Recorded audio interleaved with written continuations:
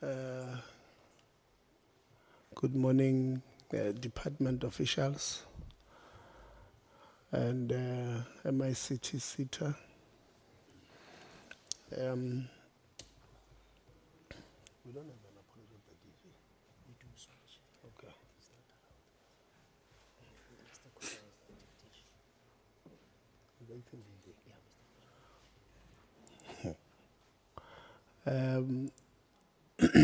So today we're meeting with the department and MICT SETA for, we were supposed to be getting 3 reports, but the department has apologized and removed 1 report indicating that there's some information that they need to augment. So we'll get the MICT on progress in their development and implementation of the integrated learner management information system for PSET landscape. You'll remember, members, that we had recommended, I think in 2023 or 2022,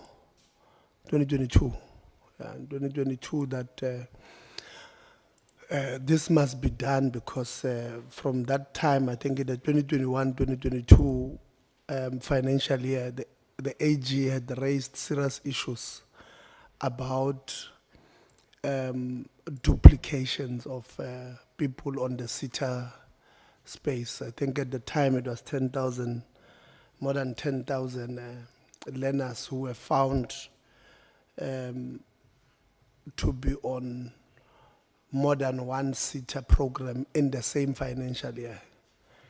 And we had identified that the problem with that, SETAs will not be able to realize or will not be able to get it if each SETA continues to do or to have their isolated systems.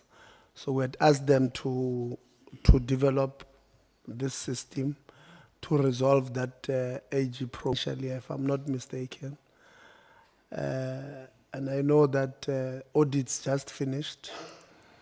They will be released later in the year. And the likelihoods are that we're still going to have some duplications in the system. So we had called MICT SETA to give us an update on how far are we in developing this particular system to resolve these problems of, in fact, this one is not even a SETA hopping, it's a duplication where a person with the same ID and same gender, same names is on the program in KwaZulu-Natal for, let's say, services SETA, and is in Limpopo for a SETA of bank SETA in Limpopo in the same financial year. And we had correctly called it that it might be that some of the service providers that you appoint, they sell this data amongst themselves so that they rob the system. Because it does not make sense that Tebogo will be in a SETA program in Limpopo in the same year as in a SETA program in KwaZulu-Natal. So we're getting a briefing on that. And then later on we'll get a briefing from the department on progress in the implementation of the recommendations of Youth Parliament report. And then we're removing the one of the implementation of the recommendations and resolutions on our committee meeting and reports. So what we have done on all our resolutions that we take, we had given to the department, and we had said we're giving them about 3 months to come and give us a report on what is it that they are doing, so that honorable Christians were able to track progress. We don't make recommendations, and the department does not act on some of them. Some of them are very serious. At least I can report, Mampi, that I saw a statement from USAF. They had a conference last week, I think in Durban, looking at the for lack of a better word, the reforms on the internationalization policy implementation, which for us it's a sign that they may not want to publicly acknowledge it, but they are acknowledging the challenges surrounding these issues of internationalization policy. And for me, it's a good enough step that they would have taken. So this is why we had put this matter here. So MICT, at least we have heard why it is important for us to get a briefing on this issue of ILMS system. It's firstly to curb corruption, if any, to respond to issues. The Auditor General of South Africa as a Chapter 9 institution will have raised with us, and generally to make the system a little bit better there of the SETAs. And that we want to make that system of SETAs better. It must not be seen. And I think I must report again, members, that I've received 2 letters from Outer. I had not seen them, actually saw them only last night. But I think they sent them last week, Thursday or something. They are asking us as a committee, and towards the end when all members are here, I will present the letters to yourselves, so that we take a committee resolution. But what they are asking is that we do an inquiry on some investigative work on some contracts that would have been awarded to some companies at, I think they've mentioned few SETAs there: Services, Bank SETA, TETA, In SETA, of 3 or so companies that are interconnected according to the investigation. So we'll present to yourself. Secondly, I went to receive a memorandum from students at CPUT yesterday. We will write to CPUT now whilst we're in this meeting. You may be aware that there was a strike at CPUT that started last week, Tuesday, as a result of, in my view, very reckless leadership that took a decision. In fact,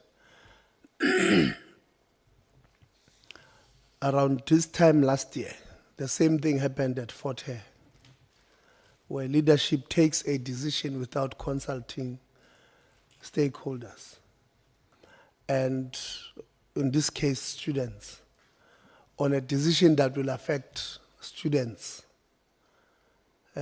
We do agree that universities must find mechanisms to recoup money owed to them, but in doing so, they must do so after serious consultation with stakeholders. So they had taken a decision last week to say that whether you are NSFAS or not, if there's a debt on your name, if you don't have 7,000, you'll not register next year. And for NSFAS funded students. We've told universities over and over again, you as a university, you advertise for private accommodation providers to provide accommodation to you. You advertise. And then you adjudicate. When you adjudicate Dr. Christian's property, Dr. Christian says, I'm going to charge 7,000 rand per bed per month. That's my price. You agree as a university that will give you 7,000 rand,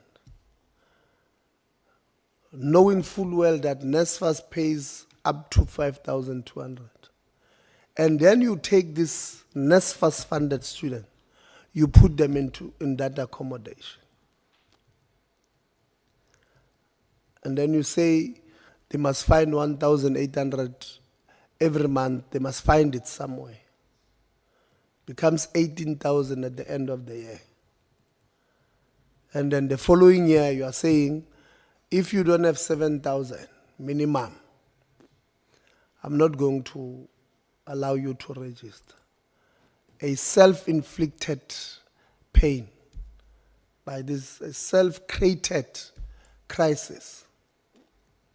Because if it was me, I would say, I mean, including here in Cape Town, I'm sure, if they can advertise, they've not advertised, there's about almost 5,000 beds there that are expiring. In fact, most of their beds, Honorable Ngubane, don't even meet the minimum norms and standards. They don't. CPUT themselves did an investigation into one of the residences here in town called Ekai, early in the year. That said, this thing is not fit for purpose. Kids or students must not stay here. As I'm talking to you now, there are students who are staying there. That accommodation does not meet minimum norms and standards. Non-compliance. They are charging way above the cap, which pushes us to ask, it is in whose best interest that students are put there? So we are going to write to CPUT today. As we are sitting here, we're going to write to them. Because I don't understand how buildings have been destroyed there. And I know the first people to be blamed, Manzini, are going to be students. But like those students, we have been students ourselves. And we know that we've got unethical, immoral business people who are on this databases of these universities. When there's a peaceful strike, they take advantage. They create a distraction and boom, a building has been torched. But that could have been avoided if now they've withdrawn that reckless statement of 7,000 without consultation. They've withdrawn it after buildings were destroyed today. Now they are saying students must leave today by 4 o'clock. Failure to do so, they are probably going to unleash private security on them. But what they don't understand is that there, Mampi, there's probably 70% of students who are at CPUT are NSFAS students. Almost all of them, they were SASSA beneficiaries. So almost all of them don't have money to leave District 6 here with an Uber of 100 rands to go to, let's say, Khayelitsha. Many of them are from outside Cape Town. The institution says by 4 o'clock you must be out. more than 50% of students, they are females who do not have anybody to give them money at home. Now we are going to create a serious social problem for us because they are going to be vulnerable and somebody is going to take advantage. And then tomorrow, once something bad has happened, they are going to withdraw again. And there will be no consequence management. So department and ministry, we can't have our institutions behaving like this. They are trigger happy when it comes to students. And that should not be allowed to continue.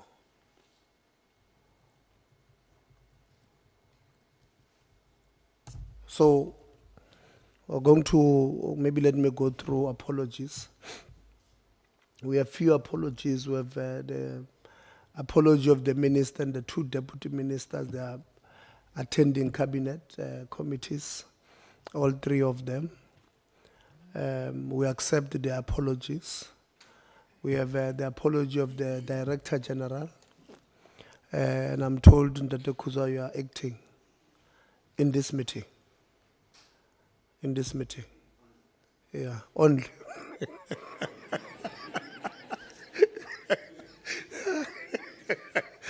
Yeah, we have the apology of the DG. We have the apology of on members' side. We have an apology of Honorable Khaha, who's not well. She did indicate that she's down with a very bad flu. And I was joking yesterday, Honorable Christians, with her, that I hope it has nothing to do with that MP was found to be doing something there in the Finance Committee of Parliament. But I was joking with her. And we have the apology of Honorable Low, Honorable Lonzi, Honorable Msezane, who are going to arrive slightly late.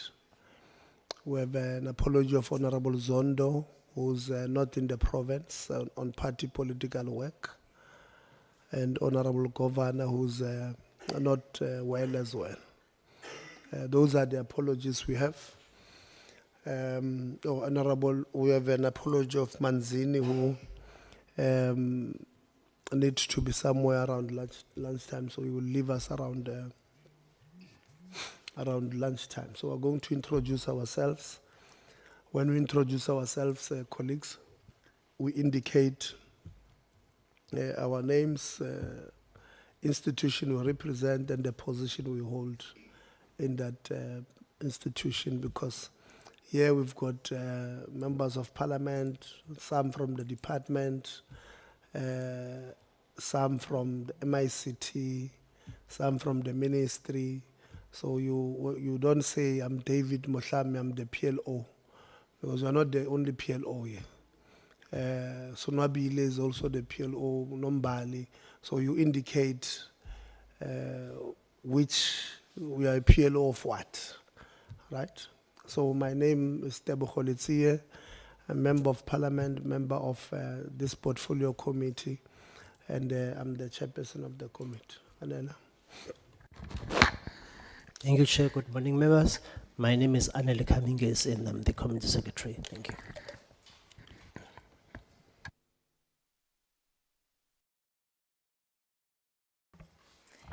Good morning, everybody. My name is Emma Mpahlele, and I am the chairperson of MICT SETA. Thank you. Good morning, Chair. Good morning, members. My name is Bontle Mokwena. I'm the acting CEO at MICT SETA. Thank you. Good morning, Chair. My name is Evelyn Bokhatu. I'm the acting CIO at MICT SETA. Thank you. Good morning, Chair. Good morning, members. My name is Gugu Sema, Senior Manager for IR.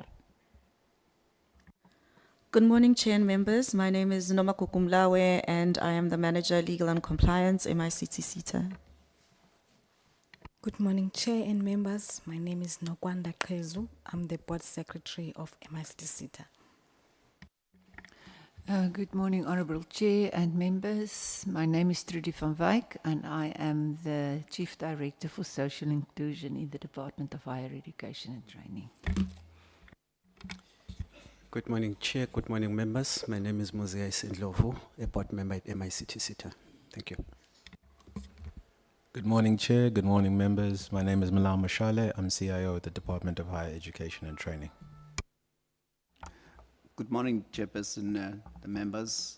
My name is Zamuga Kekuzwayo, Acting DDG Skills Delegation Leader for today. Thank you. You are acting DDG skills. Okay, I was not that way.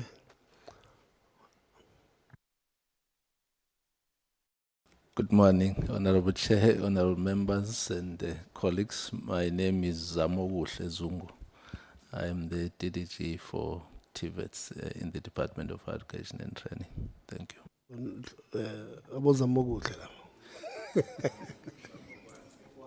Oh, okay.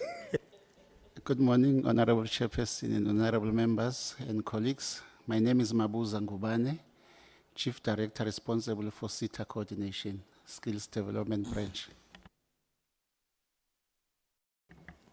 Good morning, Chair. Morning, honorable members, colleagues. My name is David Mohlamme, PLO in the Office of the DG.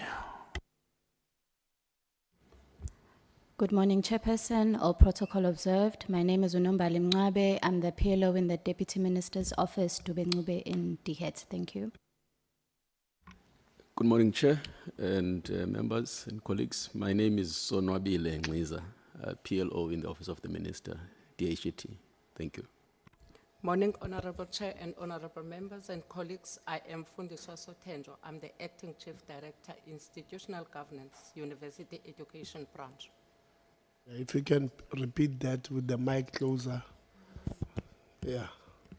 Morning, Honorable Chair, Honorable members, colleagues. I am Fundiswa Sotenjo. I'm the Acting Chief Director, Institutional Governance and Management Support, Department of Higher Education and Training.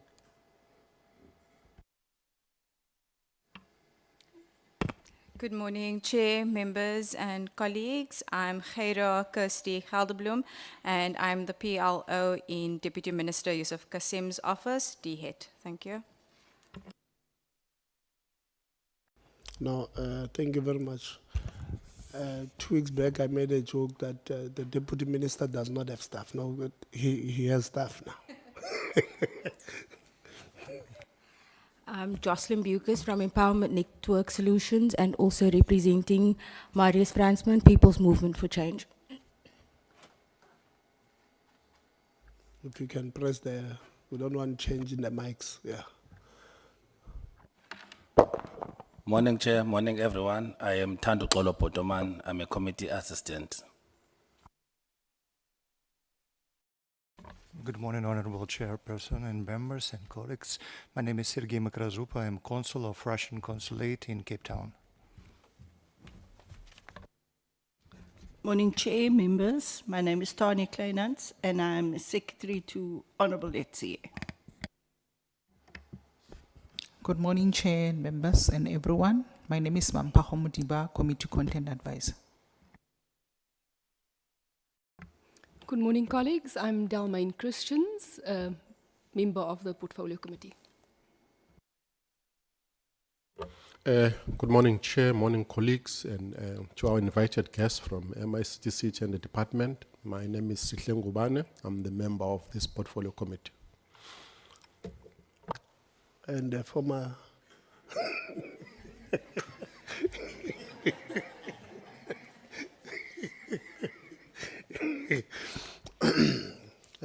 no, thank you.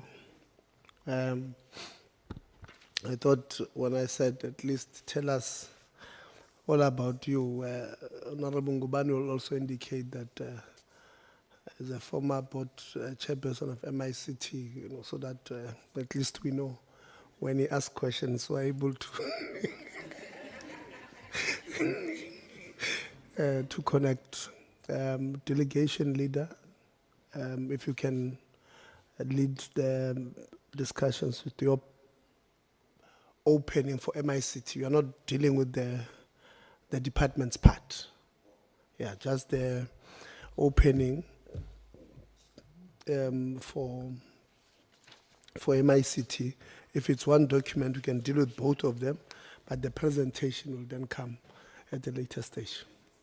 Okay, thanks. Officially, good morning, Chairperson, Honorable Etie, Honorable Members, Committee Secretary, the Chairperson of the MICT SETA, Accounting Authority, Ms. Emma Mpatlele, the Acting CEO of the MICT SETA, Ms. Bontle Mokoena, and her Executive Management Team, officials from the MICT SETA, officials from the department, the Parliamentary Support Team, and all my colleagues here present. Greetings to you all.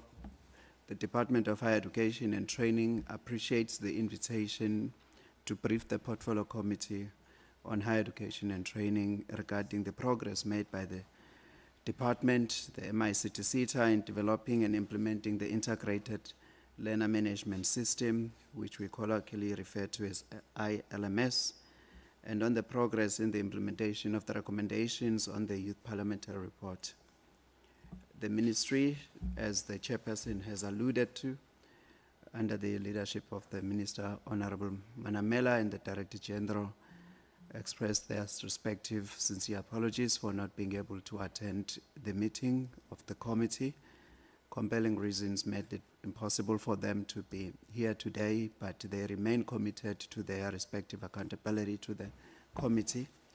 Chairperson and honorable members, it would be important to firstly provide the background on the development of the system. The department has an oversight responsibility of several entities that are responsible for the delivery of education, training, and skills development.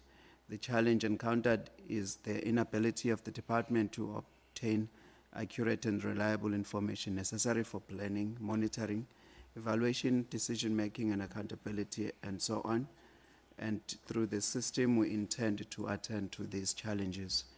The project has been, as the Chairperson has already started alluding to, been part of the MTF for the department for a longer period, and as such it's been included as part of the deliverables in the financial years dating back 2024-2025 and the current financial year. In addition to the presentation by the MICT SETA, the department has also brought its Government Information Technology Officer, Gito, to provide an update on the progress made. If the Chairperson and the committee would permit, Mr. Malau Mashale, who's here present with us, will do the demonstration for the committee. With regards to the progress in the implementation of the recommendations from the Youth Parliament report, Ms. Trudy van Wyk, the Chief Director, Social Inclusion, will also lead the department's progress report in that aspect.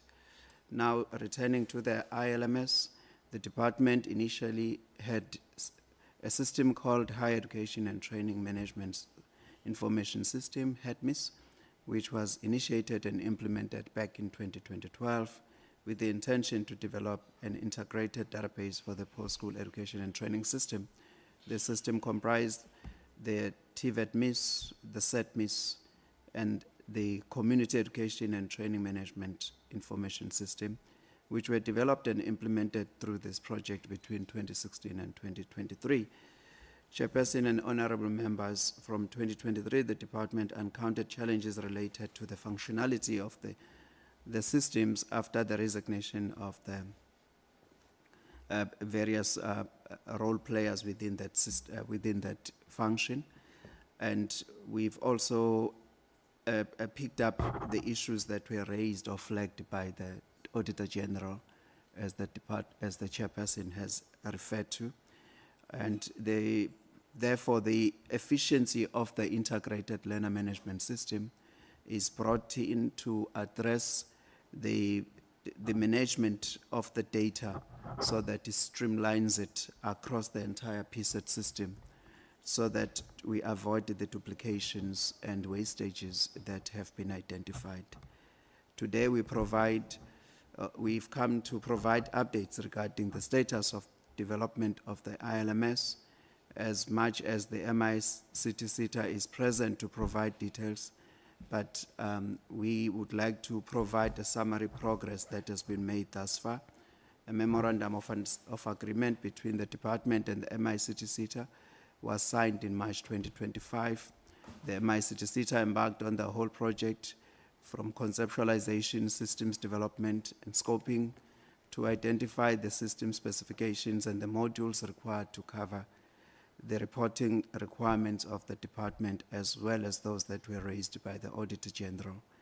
The whole system development project cycle is at an advanced stage, and the department has since directed all SETAs to come on board and support this initiative. At present, the MICT SETA is piloting the ILMS system, and 11 SETAs are part of the integration plan. And the ultimate goal is to onboard all SETAs into the ILMS system together with the TVET colleges. This will be demonstrated when our GITO takes the platform, if the committee allows. In addition to the above, the Director General has signed a letter authorizing the Chief Information Officer of the MICT SETA to develop an interface for verifying learner, student, personal information data through the Department of Home Affairs. Although there is progress, there are some bit of challenges that we are dealing with. The department is handling, which deal with the issues within the MICT system, MICT SETA, which the minister has written about and directed how those issues reported within the SETA do not impact on the progress that we want to make. Chairperson, we are mindful of the fact that any further delays in resolving any issues that might arise regarding the system or the governance within the SETA, they need to be attended to, and that is what the department is committed to achieve. The MICT SETA has prepared a detailed presentation on the status of the functionality of the system, and as I conclude, I would like to hand over to the chairperson of the MICT SETA, Ms. Emma Mpatlela, to then take the presentation forward. But I would like to give back to the chair, and then he will direct that's very otherwise. good. Thanks. No, that is very good because we're still chairing. So when we borrow you, you don't include people. We just said you must lead the presentation from the department point. Then we'll take it, then we'll give it to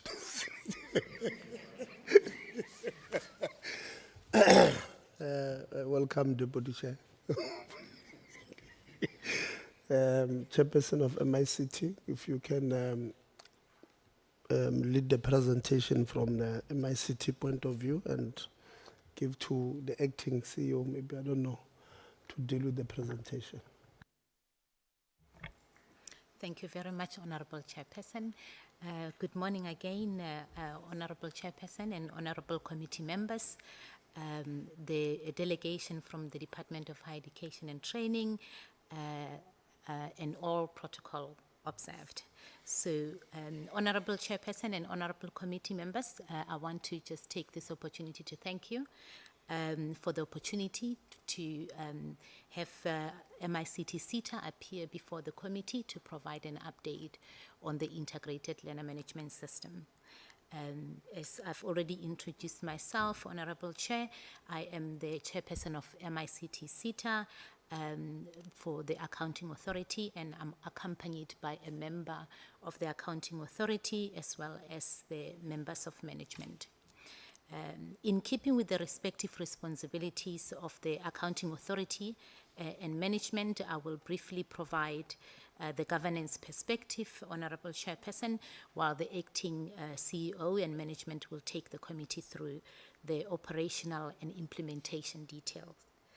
The delegation of MICT SETA has already introduced themselves, Honorable Chairperson.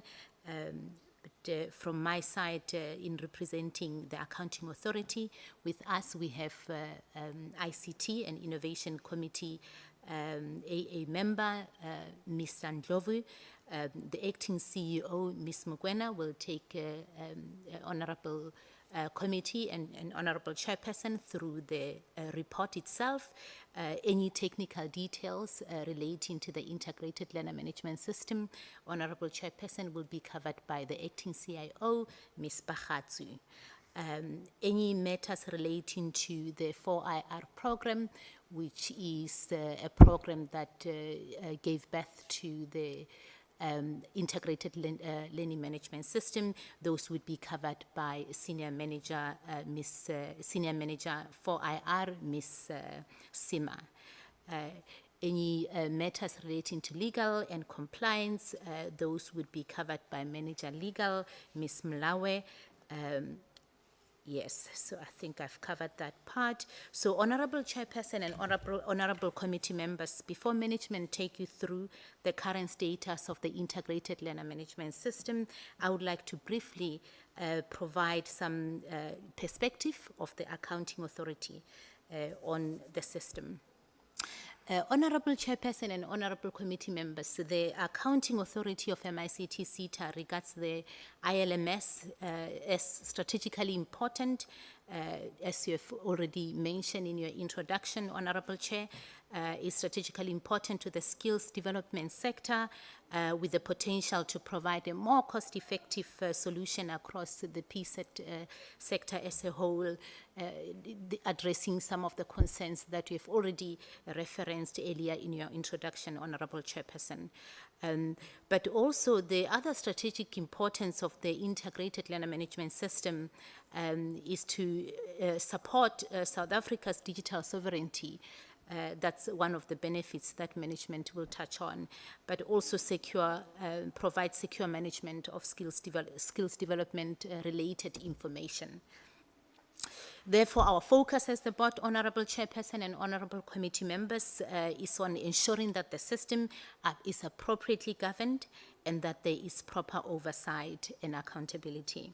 I will now hand over to management to take the committee through the current status and the operational and technical aspects. I'll hand over to Acting CEO, Ms. Mokoena. Thank you, Honorable Chairperson. Back to you. No, thank you very much. I think I had forgotten to indicate that initially we were supposed to have this meeting last week, and because of issues with NSFAS, we brought the NSFAS forward, and MICT, we asked them to come this week. And you do have a strategic session, I think, starting today. Yeah. We want to appreciate the fact that you managed to come and present today despite you having a strategic session. I just thought I'd forgotten about it. I remembered now when you are presenting. We don't take that for granted. We really appreciate that you are able to come here and brief the committee on the work that we had expected you to do, despite us having inconvenienced you by moving you back and affecting your scheduled calendar. Thank you very much. We don't take that for granted. Other things, so that you see, I'm doing it now so that when we are fighting later, you don't say we're only fighting you. So I'm starting by appreciating the good things first. CEO.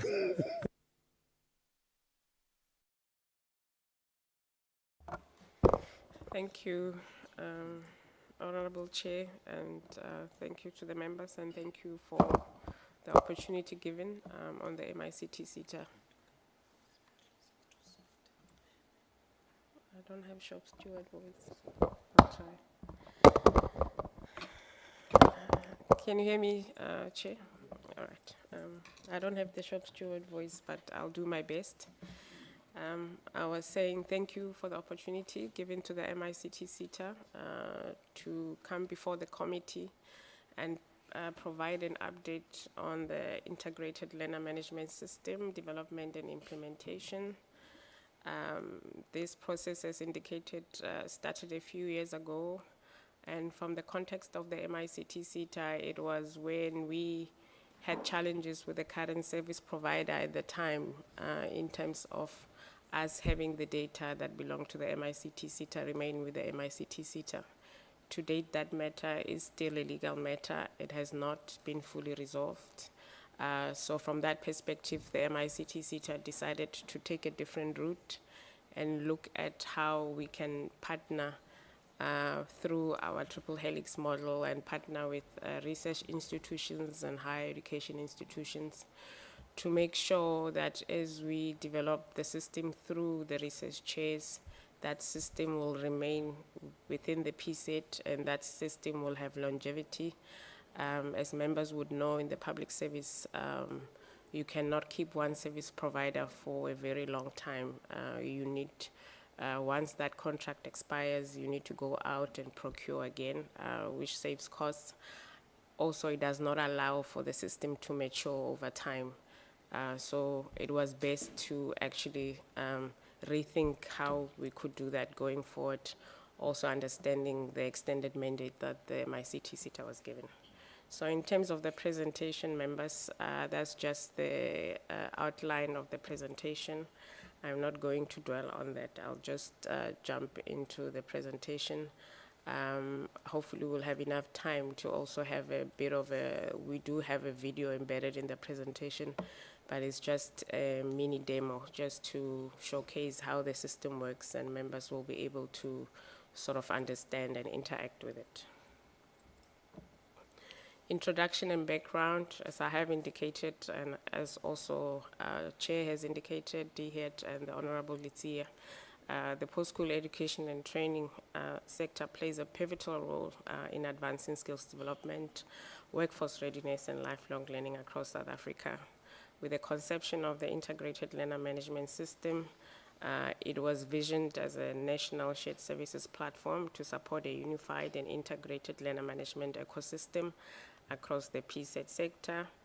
The ILMS is designed to streamline learner lifecycle management, strengthen governance, improve reporting, enable secure real-time data sharing, collaboration among the SETAs and also other PSET institutions. Primarily, it was also to enhance data quality, provide for interoperability, transparency. Also, the ILMS reduces administrative effort. It also minimizes duplicate learner records and the risk of double dipping, and supports informed decision across the sector. It is also key for the MICT SETA in a sense that even though it is also currently designed for the sector, internally it's a key a system that we use daily.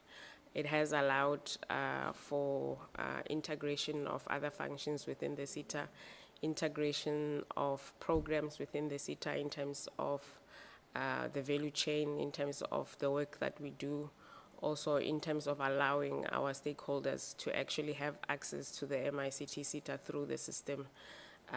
By logging in, you would actually have access to all the needs of our stakeholders. The overview of the partnership with TUT. So this was the vision or around this was in terms of a research chair. It was a partnership or a collaboration with the Tshwane University of Technology. The strategic vision was to develop a national digital solution that will respond to the evolving needs of the SETA environment. It was developed under the National Shared Services Stream from the NSDP 2030 to address fragmented learner administration systems across the sector. Here we're referring to manual and duplicate processes that will be in the system. All SETAs have more or less similar processes that they follow. With the development of the ILMS, it was easy for us to replicate this for SETAs, as most of the process will be similar. They were also to assist with compliance and audit challenges. Currently, we're able to use the system for audits. When AGSA is doing the external audit, we have created a platform on the system which we will indicate later on, where AGSA will be able to be on the system and access in terms of the sample they would have given us at the time. Also, due to a growing demand for real-time reporting and decision-making, you can go into the system and request for data, request for information. It will be able to give you those.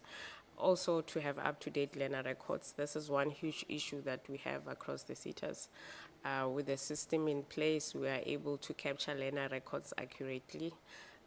Also, as indicated with the plans to integrate into the Home Affairs in IG system, we will actually be able to also verify the ID numbers of learners to what we have on record. Also, lastly, with the need to improve learner experience while strengthening governance. So this was also an additional mandate to the MICT SETA. This was in line with the NSDP Vision 2030 in terms of section 7.1.4, working with shared services where applicable to ensure a consistent application process for workplaces and potential learners. We're also saying that shared services should not only be limited to ICT. In line with the shared services model and the SETA high impact programs, the MICT SETA responded to CHIP 5, which it was allocated to. CHIP project is basically, it has 6 core pillars. SIP, it's SETA integrated high impact programs. It will focus directly on adapting the workforce and the educational systems to the demands of the fourth industrial revolution and the fifth industrial revolution. As we have indicated, the MICT SETA also have a dedicated 4IR division that deals or responds also to CHIP. Also effective and efficient shared services on ICT for SETA-wide learner information management system. So key considerations that we have under CHIP is that the system should extend beyond SETAs to include TVET colleges and universities, which is in line with the shared services model. The benefits of integration should be articulated to include cost reductions, eliminate duplication of learners and duplication of efforts, enable faster decision-making through improved data collection, focus on increasing investment in innovation, which we believe... They can hear me. I'll try, Honorable Member. Okay, so let me go back to CHIP 5. We're saying that the key considerations under CHIP 5, which is allocated to the MICT SETA, was to extend this system beyond just SETAs, but to include TVET colleges and universities. The benefits of this will also be integration, which will be able to reduce costs, eliminate duplicate efforts by SETAs and also by learners, and enable faster decision-making through improved data collection. Also focusing on increasing investment in innovation, which we've done through the triple helix model. And also it was an appropriate model that should be adopted after consideration of various shared services model types. Also regulatory challenges over SETAs must also be acknowledged with emphasis on the need for compliance to achieve expected outcomes. So the additional mandate as indicated through the CHIP for the MICT SETA, so we had to focus on those 3 areas, which was innovation, 4IR, and ICT shared services. In terms of the PSET ICT shared services, in a nutshell, we'll just summarize the challenges of the SETAs as we work towards the NSDP 2030.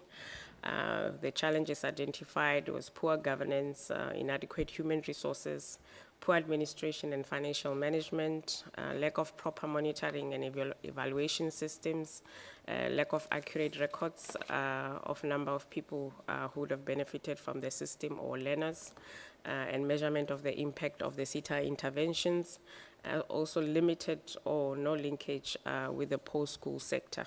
So these will be overall common challenges that would have been identified in the SETA environment relating to innovation and shared services. Further to that, in terms of the technical challenges that would have been identified, there will be unique cumbersome requirements resulting in delayed or failed project management, which will impact on service delivery.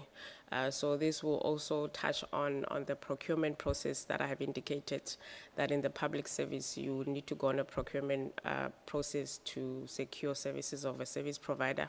For example, ILMS system for the SETA. It would have also those kinds of challenges. Incompatible systems with limited or no integration. Most systems deployed at PSET institutions are manual and lack digitalization, loss of data during transition from one system to another. This is also a challenge of SCM processes that public entities have to go through as they close one contract and move to another one. Lack of poor integration resulting in learner duplication and wastage of funds, cumbersome reporting requirements, also impossible to source a system and have it reach its full potential within a short space of time, as we know that you cannot extend beyond 5 years on a contract in the public service. And ICT systems actually need more time to mature because it's a system that will improve as time goes on, but unfortunately due to that SCM limitation, we are not able to see the full life of a system and its capabilities.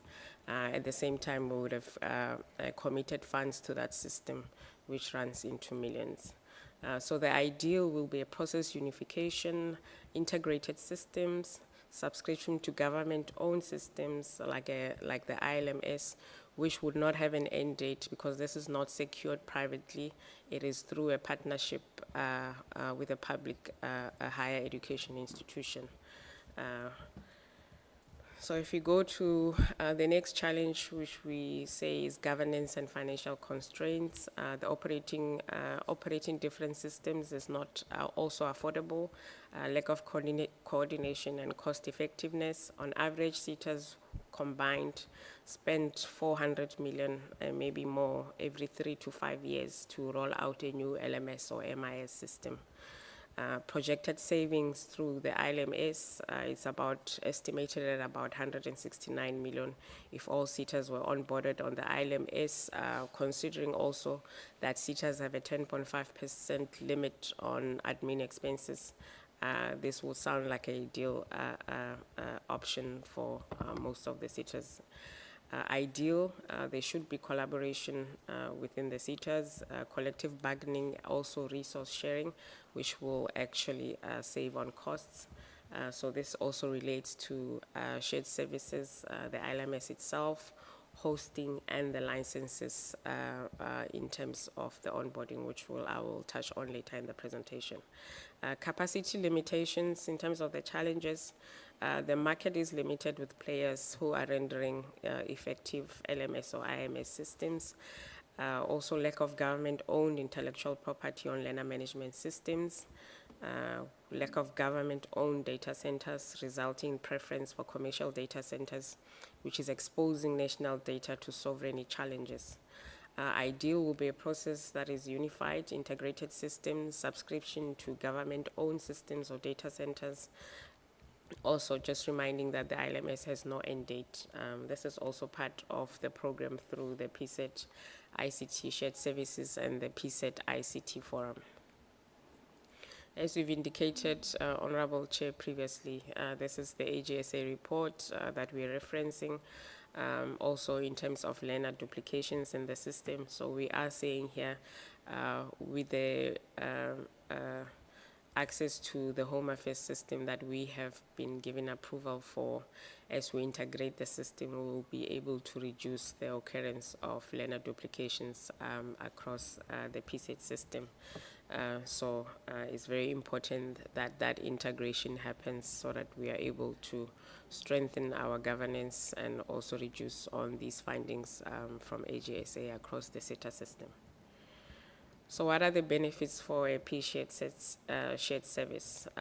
So the benefits to DHET or enlarged to the government, it will be an integrated PSET system, cost-effective, high-quality provision of services, faster and more accurate aggregation of SETA-wide and TVET colleges information, better supported government decision-making, agility and scalability to respond to machinery of government changes, and a more responsive and efficient public sector within the mandate of the DHET.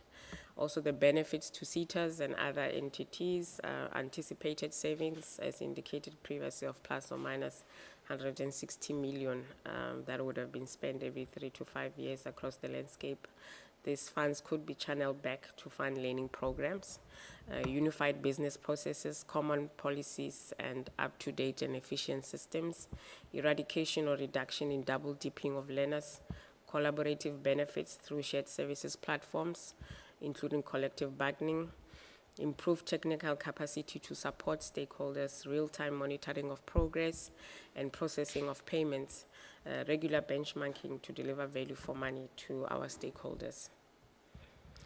The problem statement is what could prevent the PSET ICT shared services. So where is the problem? So we're saying where there's no shared vision defined and owned by all stakeholders, and this will have a huge impact on the system. However, we're saying that what we could do to mitigate the problem is that the shared vision defined at the SETA Skills Summit with the ILM as adopted as one of the SETA integrated high impact projects where it says that SETA shared services through learner management system and collective bargaining, we need to adhere to that. Also, the AGSA recommended that there must be a commitment of some sort to eradicate the systemic challenges by close of 2024-25 due to the AGSA findings at the time, and also with the indication that the MICT SETA was in the process of developing a system. No clearly defined funding and procurement model available for shared services program.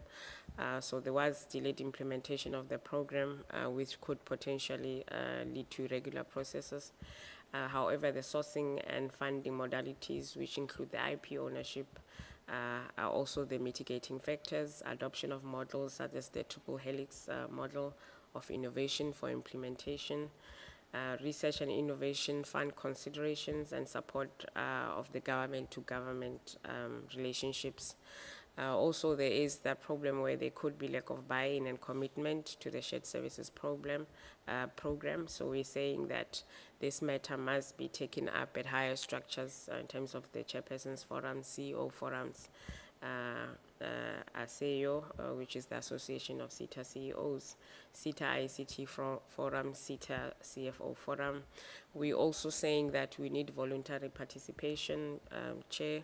There must be multiple SETAs and QCTO has been engaged. We do also have a module on the system that is dedicated to the QCTO in terms of their processes and how those will be integrated with the ETQA programs. Also, DHET is in the process of considering a directive for mandatory participation as recommended. So the partnership is based on the triple helix model, Chair, which is the government. We believe we present the government and the DHET there. Industry could be SMMEs, employers, and academia research, which T2 comes in here as our partner in terms of executing the triple helix model. We know that there is an updated quadruplex model. However, the conception of this system, triple helix, was the current model, and we see this model as a lifelong partnership with no end time, so which means it will not affect service delivery, or it will not be affected by procurement or SCM processes to a certain extent. So the model has been applied in terms of business process re-engineering, defined projects for automation, appoint research chairs, with TUT is one of those. Also, the research chairs that we have partnerships with they supervise postgraduates in terms of master students and PhD. We also run hackathons where we engage our SMMEs. We also promote commercialization of those that would have provided innovation through the hackathons. Chair, in terms of the research chairs projects currently underway within the shared services model, we have what we are presenting now, which is the integrated learner management system there. Within that project with TUT, we also have the e-learning and the career hub. We also have knowledge and management and data lake. This is provided by the Durban University of Technology. The phase 1 has been completed. We also have the college and SETA Times website. This was developed by the University of Limpopo. It has been completed and handed over. We also have the intranet and file plan, which is in progress. This is done by the University of Johannesburg. It is in progress. We also have the MIS DSS strategy automation and action tracker, which we don't have a status yet, so I'll just jump on that one. We have the e-recruitment, which has been completed by the Vaal University of Technology. We also have project management, ECRMs with workflow. So that's just an overview of the dashboard of the research chairs projects that we have in our MICT SETA. Just briefly, Chair, this is just the architecture of the ILMS, just to show you at the back end how it looks like. In terms of the design, we have internal users and external users. So internal will be the MICT SETA staff. External will be stakeholders who need to access the system. At the back end, we also have the different modules. So we have applications for that. For example, we'll have the SSP module and the application there, LPD ETQA. This is in line of how this internally systems work. Also, when SETAs are onboarded, each SETA will be created their own instance, meaning if you have specific requirements from your own processes as a SETA, we are able to create an instance for you and tailor-make in terms of that. So those instances will also be linked to the GIS and the data lake, so that provides for data mining and also easy access to data. In terms of the system, we have what we call the HETMIS there, which includes TVETMIS, CETMIS, SETMIS, and the HEMIS. Also, there is that API interface that is there. And also within that interface, we're looking at the Department of Home Affairs ID verification, which will be integrated there. Also to check for the double dipping. As indicated, the QCTO also has a module there that is currently in progress, Chair. The SETA process to be automated through the system, I have indicated that, but just in summary, is the sector skills plan, which is the WSPATR, which has been completed, learning programs, discretionary grants, it has been completed, ETQA completed, 4IR, Fourth Industrial Revolution completed, the finance payments, which includes mandatory grant payments and discretionary grant payments, it is in progress, e-procurement in terms of SCM, it is in progress, monitoring and evaluation in progress, and also internal audit in progress, external audit that refers to the AGSA audit that has been completed, Chair. I'm not going to dwell on this slide, Chair, but it's just to indicate the processes that have been automated so far. So this is just a glance of those processes per function, Chair.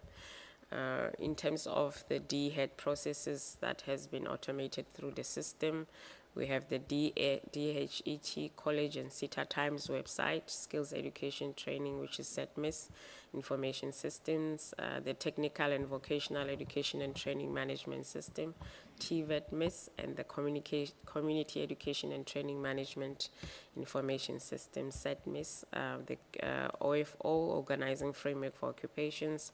We have a survey hub, we have the levy portal, so this is where SETAs will be able to have access to the levy data on a monthly basis. We have the inter-SETA transfers from one SETA to the next, there will be that.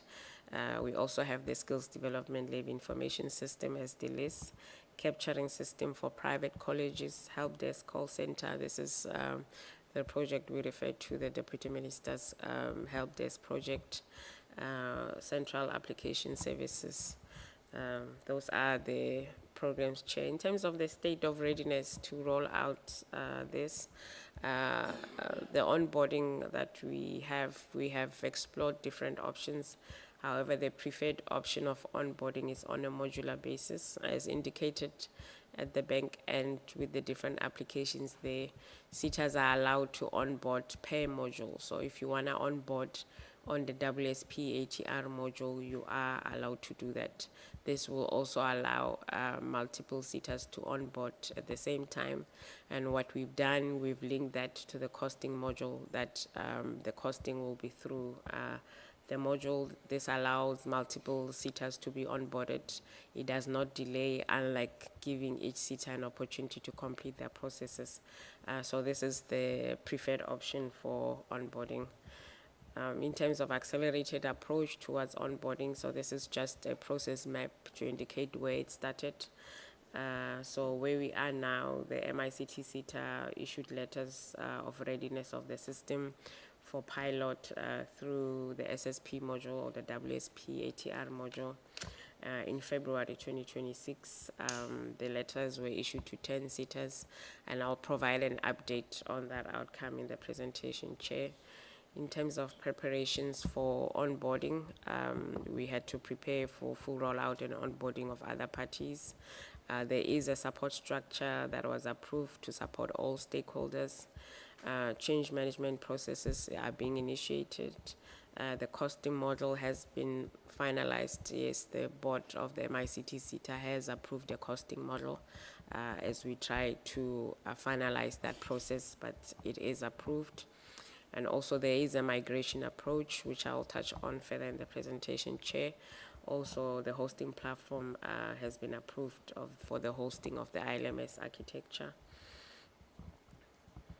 The costing model that has been developed, Chair, considers the following: the architecture and roadmap for an integrated preset system, the onboarding customization of the system to adopt key internal policies of that particular institution or SETA, project management for a smooth transition, cloud hosting for scalability and elasticity based on demand, so applications and registration periods, disaster recovery failover for improved resilience and uptime, also to future-proof cyber attacks and have cyber security, maintenance and support to be provided through a central service desk through the MICT SETA, connectivity and API for connecting different systems and integration thereof, security services, managed services including security operation centers to operate 24/7. The pilot process with the SETAs that form part of the pilot process so far, Chair, is Agri-SETA, CAT SETA, Construction SETA, CHETA, FACET, FPNM SETA, IN SETA, LG SETA, Services SETA, MER SETA, and Transport SETA. What we have is what we call the go live. So we have piloted 3 SETA live, Chair. So Agri-SETA, CAT SETA, and FACET were able to pilot the system and actually submit their WSP ATRs at the end of April 2026 using the MICT SETA ILMS. So this number is expected to increase as we continue to engage with other SETAs for onboarding. So the goal is to onboard all SETAs, Chair. Then MICT is not part of the... We are already onboarded. Okay. We onboarded ourselves. Thank you, Chair. So in terms of the update on that, I won't dwell on this slide though, but just to say that the mandatory grants module, which is the WSP ATR, and grants levies, which is the critical part where most teachers who wanted to be piloted and onboarded, this is actually the first module that they will want to be onboarded on. the ETQA module, which is scheduled for Q2 and Q3 in partnership with the QCTO. That is a huge project, Chair. It is in progress. And then we have the discretionary grants module process alignment completed. So this process will allow SETAs to, once they've issued a discretionary grant window where stakeholders are expected to respond to that call, they are actually will be able to submit their responses on the system, Chair. And status update and further engagements, the status of the SLAs. So the SLA template has been updated. We should be concluded by the end of August. The costing model has been approved by the board. It's a matter of fine-tuning it as well. As the SLAs get ready, the costing module will be embedded in those SLAs. Realistic timeline to onboard all 21 seaters. This could take the full system with automation of the 3 core processes of the seaters will be completed by the 1st of September. It is estimated this date can change, Chair. DHET to encourage other seaters to be onboarded, Chair. In terms of governance considerations, Chair, this is a partnership with TUT.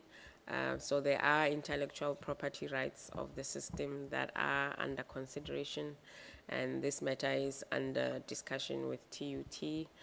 So the MICT SETA is currently engaged in a structured process to resolve on the intellectual property ownership of the system. This process is being facilitated with the shared objective of reaching an amicable co-ownership arrangement. There are many legal factors coming into play here, Chair. So we are in a process of, we are actually engaged in a process with TUT. So the proposal was a co-ownership agreement to reflect and balance the MICT SETA's financial contributions and respective inventorships, inputs made by both parties during the development of the system. And in terms of onboarding of other SETAs, 7-level agreements will be concluded with the respective SETAs as indicated, and SETAs will use a subscription model where they'll be able to be onboarded by subscribing and paying a particular fee. In terms of the co-ownership agreement, this fee will be shared between TUT and the MICT SETA. And for budget purposes, the costing model was approved by the accounting authority. Further considerations for the committee to note in terms of the hosting, as indicated previously, we wanted to work with government data centers. We were able to identify DHET Port in KZN as one of ideal partners to work with in terms of hosting the ILMS, as we've also learned that other government departments are actually using DHET Port to host their systems. So DHET Port will provide primarily failover and disaster recovery for maximum uptime. Also, in terms of access to the system, each SETA will have its own instance built from the shared services unified process. Each SETA will enjoy its own autonomy. Upgrades will be pushed centrally. Most features, documents, templates are configurable for any SETA as they wish. The lifespan of the system, which is very critical, lifetime with ongoing research and development to introduce new innovation. As some of you may know, Tshwane University of Technology is one of those institutions that are known for their ICT capabilities and innovation. So with this partnership and the longevity of the TUT as an institute, we foresee that this will be a lifespan or it will be a long life with a long life cycle as compared to changing systems every 5 years, Chair. In terms of the demo, if you'll allow me, Chair, if I can press the play button.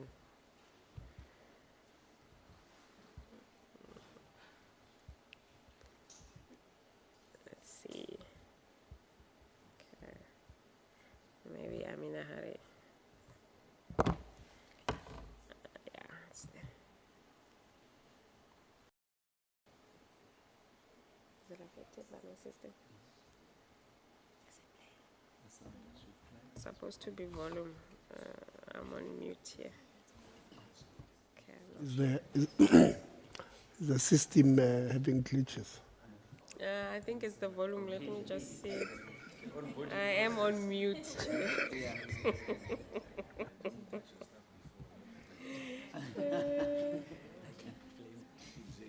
So let's try and see. Plug and play. Yeah, I just want to see if there is a sound. It's playing, but it's very fast. Is it the boardroom or is it my computer? I don't know. The sound But is it's here. not moving.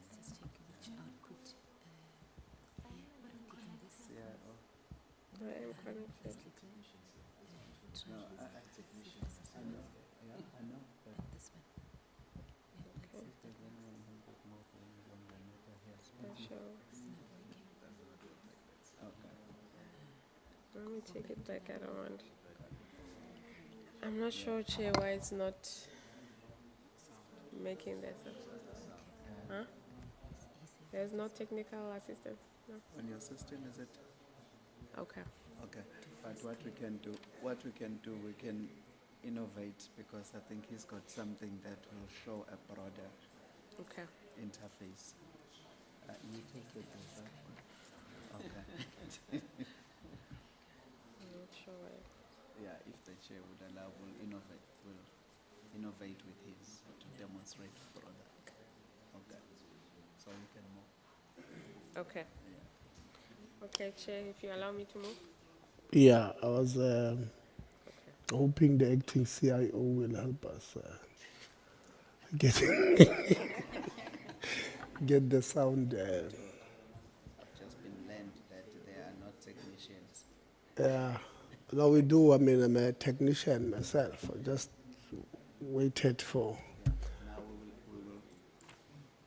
we'll innovate with his. So, department, you want to show us something?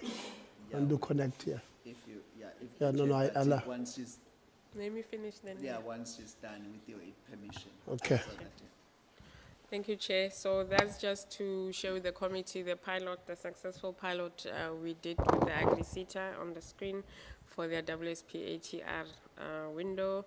We also have a successful pilot with the CAT SETA, also on the WSP ATR window at the end of April. Lastly, it was the pilot with FACET. It was also successful on the system. In terms of the way forward, Chair, the mission is to continuously enhance the platform, respond to changing legislative requirements through system enhancements, strengthen interoperability with other public systems, enable for broader adoption across skills development systems, also create a common digital platform that promotes efficiency while allowing SETAs to configure features that suit their specific operational requirements. Thank you, Chair. I'll pause there, Chair.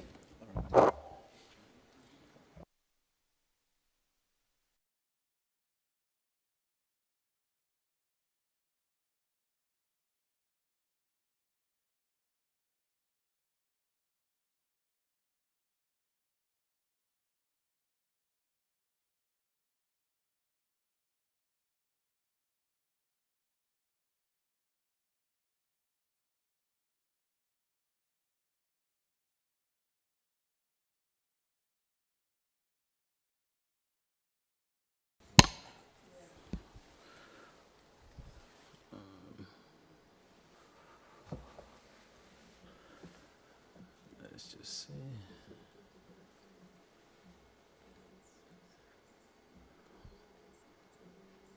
All right.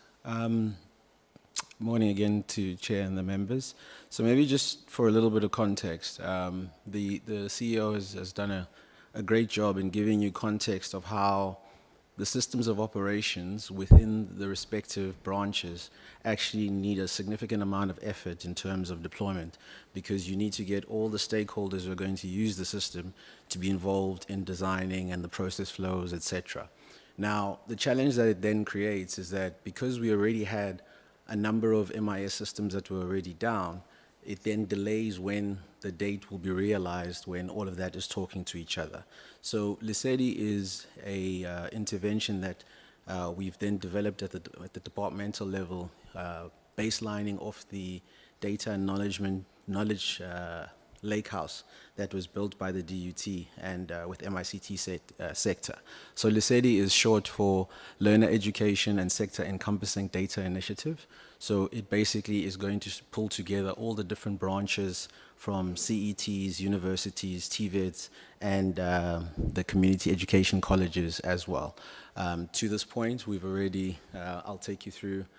I'll just let the video play in the background. I can log on to the live system as well, but this gives you a very good idea, and you'll see the others are disabled because we haven't already locked in the TVETs. So this now allows you to drill down into each one of the TVETs.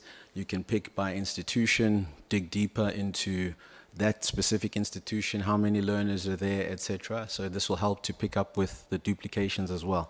And maybe to give context on how the duplications happened historically within the SETA space, you do have a number of service providers in there in terms of who are providing LMS services to the different SETAs. The challenge there becomes that the systems between themselves don't speak. So at the departmental level, we'll be collecting all of that data, comparing it, picking up where there's anomalies, and then we'll be able to communicate back to the service providers. So this is already live as we speak. For the TVET side, we are now sitting at 94% completion in terms of all the national institutions, and we'll be then starting with the CETs the following month, and then also utilizing the same approach to bring in the SETAs with their existing systems. So we don't necessarily have to wait until they move to the ILMS, because that is a bigger operational change within the specific institution. So hence why it makes sense to build a parallel program that allows the department to get the data that it needs to make the strategic decisions that it requires. I hope that clarifies. Thank you.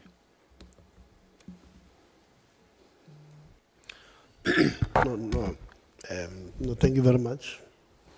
And thanks for playing a saved video. I can show you the platform. No, if no, you'd it's like. okay.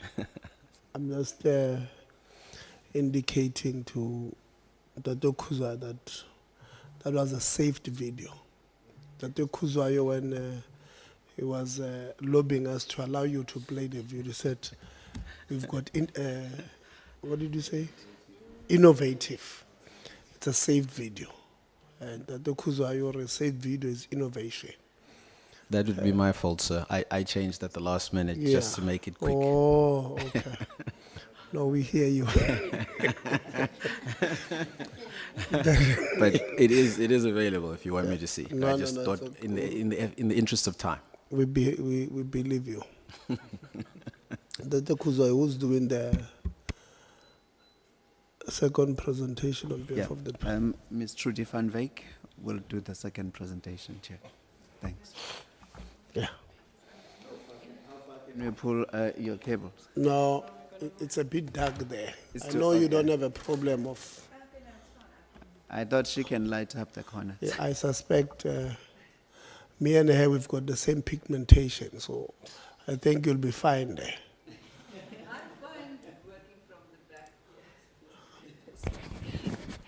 Okay, good morning, Honourable Chairperson and members. Let me quickly just put it on slide.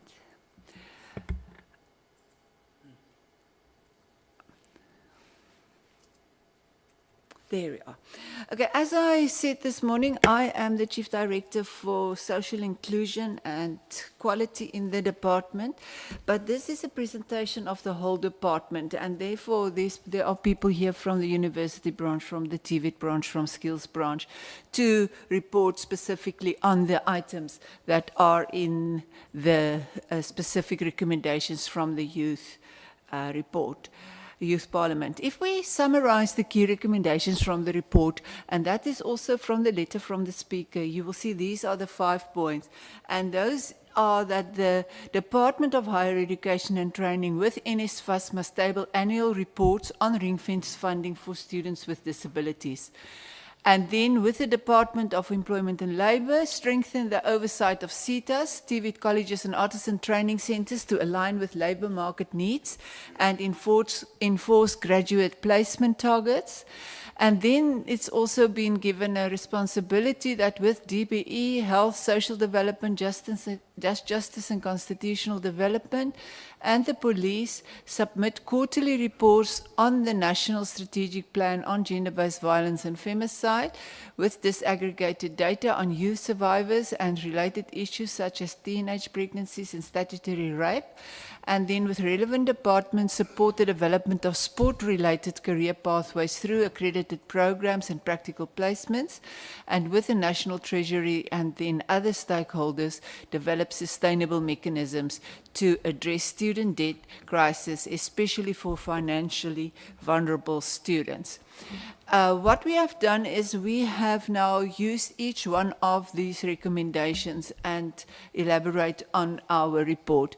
The first one is that NSFAS is required to provide annual report on ring-fenced funding for students with disabilities.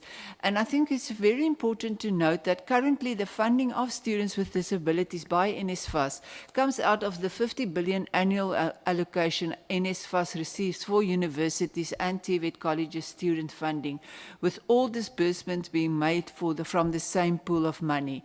Therefore, a portion of the same annual budget to be ring-fenced, tracked and reported on separately, and if no additional special funding is going to be provided. So that is a part of the bigger NSFAS reporting on disabilities. And if we look then, I'm not going to read through everything, this was shared, but I think what's important is in the next slide is that the disbursement of the NSFAS allocation to people with disabilities, students with disabilities over the past 3 years, you can see that it is approximately 200 million rand for disability students, and the total student funding can be ring-fenced for students with disabilities, with just over 80% being for university students and 20% for TVET students. But what is also important is you can see that there is a gradual increase with students at TVET colleges from 12% in 2023 to 21% in 2025. The annual report on the ring-fence funding for students with disability should also include the following information: the number of students funded per sector, the amount split between tuition and allowances types paid for the utilization, and then the kind of disabilities the students have and aiding support NSFAS provided. For example, assistive devices, as it's currently does it from part of the NSFAS value proposition for students with disabilities. We also got a response from the university branch of the DHET then that support this information that was provided by NSFAS, but it also enhanced transparency and accountability regarding the financial support provided to students with disabilities. And although the funding for students with disabilities is currently financed from the overall NSFAS allocation, as I said, and is not appropriated as a separate budget program, the department agrees that dedicated reporting on this expenditure will improve planning, oversight, and policy evaluation. And then based on this historical expenditure, as I have put in the previous slide, we can see it's 200 million and it is utilized for students with disabilities. And the expenditure can be identified, monitored and reported as ring-fence components within the broader NSFAS budget without altering the current funding framework, unless additional money is made available. And then to strengthen the accountability, the DHET works with NSFAS to institutionalize the annual reporting on disability funding. And these include, and I've got the 7 points, that the annual amount allocated and disbursed to students with disabilities. Secondly, the number of funded students disaggregated by university and TVET college sector. The third is the expenditure by funding category, including tuition, accommodation, learning materials, assistive devices, and disability-specific support services. The next one is the categories of disability supported and the nature of support provided. The next one is expenditure, trends, and utilization rates across academic years. And then an assessment of whether current funding levels adequately meet the needs of students with disabilities. And then lastly, the recommendations to improve accessibility, equity, and the effectiveness of disability support within the post-school education and training sector.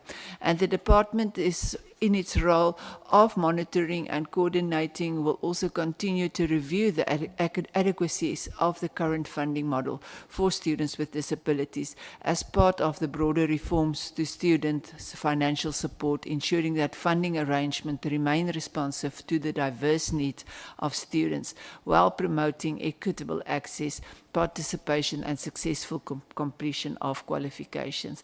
And we must also note that people with disabilities have different needs. You can't say everybody must get a braille reader because of the different categories of disabilities, and it's quite a complex situation, but I think it is possible. When we look at the second recommendation, and that is the strengthening of oversight of SETAs, TVET colleges and artisan training centers to align with labour market needs and enforce the graduate placement targets. The key challenges and recommendations that were identified are that limited access to data and connectivity restricts access to TVET colleges, the expansion required at TVET colleges through blended learning opportunities. Investment is required in TVET colleges for digital learning platforms and skills development for modern technology-driven economies. And then lastly, require increased fiscus funding for TVET colleges. When we then look at certain initiatives from the TVET college sector, is this TVET College Connectivity Project with strategic outcomes and key benefits for TVET colleges to establish a national digital platform supporting blended learning across the TVET sector, expanded digital access for students through campus-wide Wi-Fi at 142 campuses, and improve institutional ICT capacity, cybersecurity, and access to online learning resources, and then strengthen the research and education network supporting TVET colleges through the SANREN enhancements. And SANREN is the South African National Research and Education Network.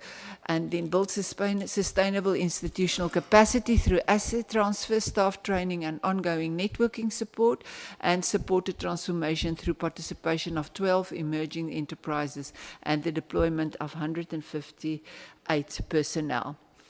When we specifically look at the recommendation on digital inclusion and equitable access from the report, I think that DHET furthermore expands access to digital learning infrastructure, connectivity, devices and digital skills, and strengthen the use of open learning and digital education to expand the access to learning opportunities. And we are very proud as a department that we have established the National Open Learning System, that is the department's centralized digital platform designed to support blended and online learning across universities, TVET colleges and CET colleges. The NOLS, that's the National Open Learning System, is accessible via linked computers and mobile devices, and soon to include an offline functionality, because that's the first question that people always ask, what about connectivity and the cost of connectivity? But we are also now this year put an offline functionality and data-driven dashboards to track user engagement and performance. Then NOLS is already providing access to over 200 courses developed through partnerships, and we talk of GIZ, HP, Intel, and give access to an extensive repository of digital content, including video simulations and assessments, and it has currently over 32,000 registered users and significant growth in platform utilization across the institutions. The strategic partnerships, and we have to report on strategic partnerships, have enhanced the scope and quality of the NOLS, and that includes the HP Life and Gaming Garage, digital and industry relevant skills development, Microsoft's lecturer training and access to digital courseware. And there we can also report that it is as a result of the agreement signed with the Deputy Minister and Microsoft, for example, and Google, if that has recently been done. And then Intel's artificial intelligence integration and the fourth IR infrastructure, including AI laboratories in TVET colleges. These partnerships support benchmarking against international standards and improve graduate employability with regards to the development of 21st century skills and capabilities. Then emerging developments on the NALS include mobile applications to improve access and navigation, 3D metaverse learning environments, virtual simulations, webinar integration, and artificial intelligence-enabled chatbot support systems. The DHET is currently uploading additional programs, particularly for TVET and CET colleges, strengthening partnerships to support AI and fourth IR integration, and increasingly focusing on scalable, inclusive, and digital solutions. And as from the 1st of January 2027, we will implement our first fully online QCTO qualification for TVET colleges on the NALS, and that will be the IT technician at NQF level 5. Then the next program from the TVET college side is the Capital Infrastructure and Efficiency Grant Project. There you can see the amounts allocated over or budgeted for over the next 3 years, the total INTEF of 1.2 billion rand. And these is specifically earmarked for the maintenance, refurbishment, expansion, and modernization of TVET college infrastructure. It supports the development of classroom workshops, ICT infrastructure, bulk municipal services, and health and safety upgrades to provide safe, efficient, and fit-for-purpose teaching and learning environments across the TVET sector. And the application of this program is applied for expanding digital infrastructure and campus connectivity, development of technology-enabled workshops and specialized digital laboratories, support blended and digital enhanced delivery of occupational programs, and improve access to industry standards, digital technologies and simulation-based training, and strengthen graduate readiness for the fourth industrial revolution and the digital economy. And this program will increasingly be leveraged to create digital-enabled campuses that support the expansion and quality of occupational programs, ensuring that TVET colleges produce graduates equipped with the digital competencies required by modern industry.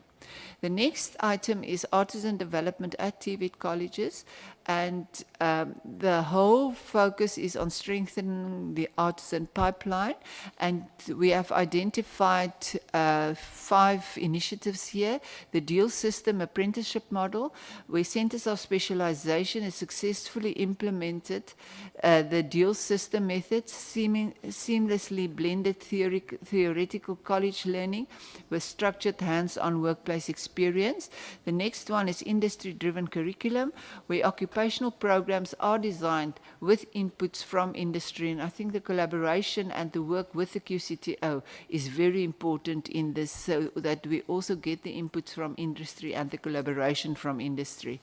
The next one is modernized training infrastructure, where 57 workshops have been upgraded for over 300 million rand, the upskilling of college lecturers,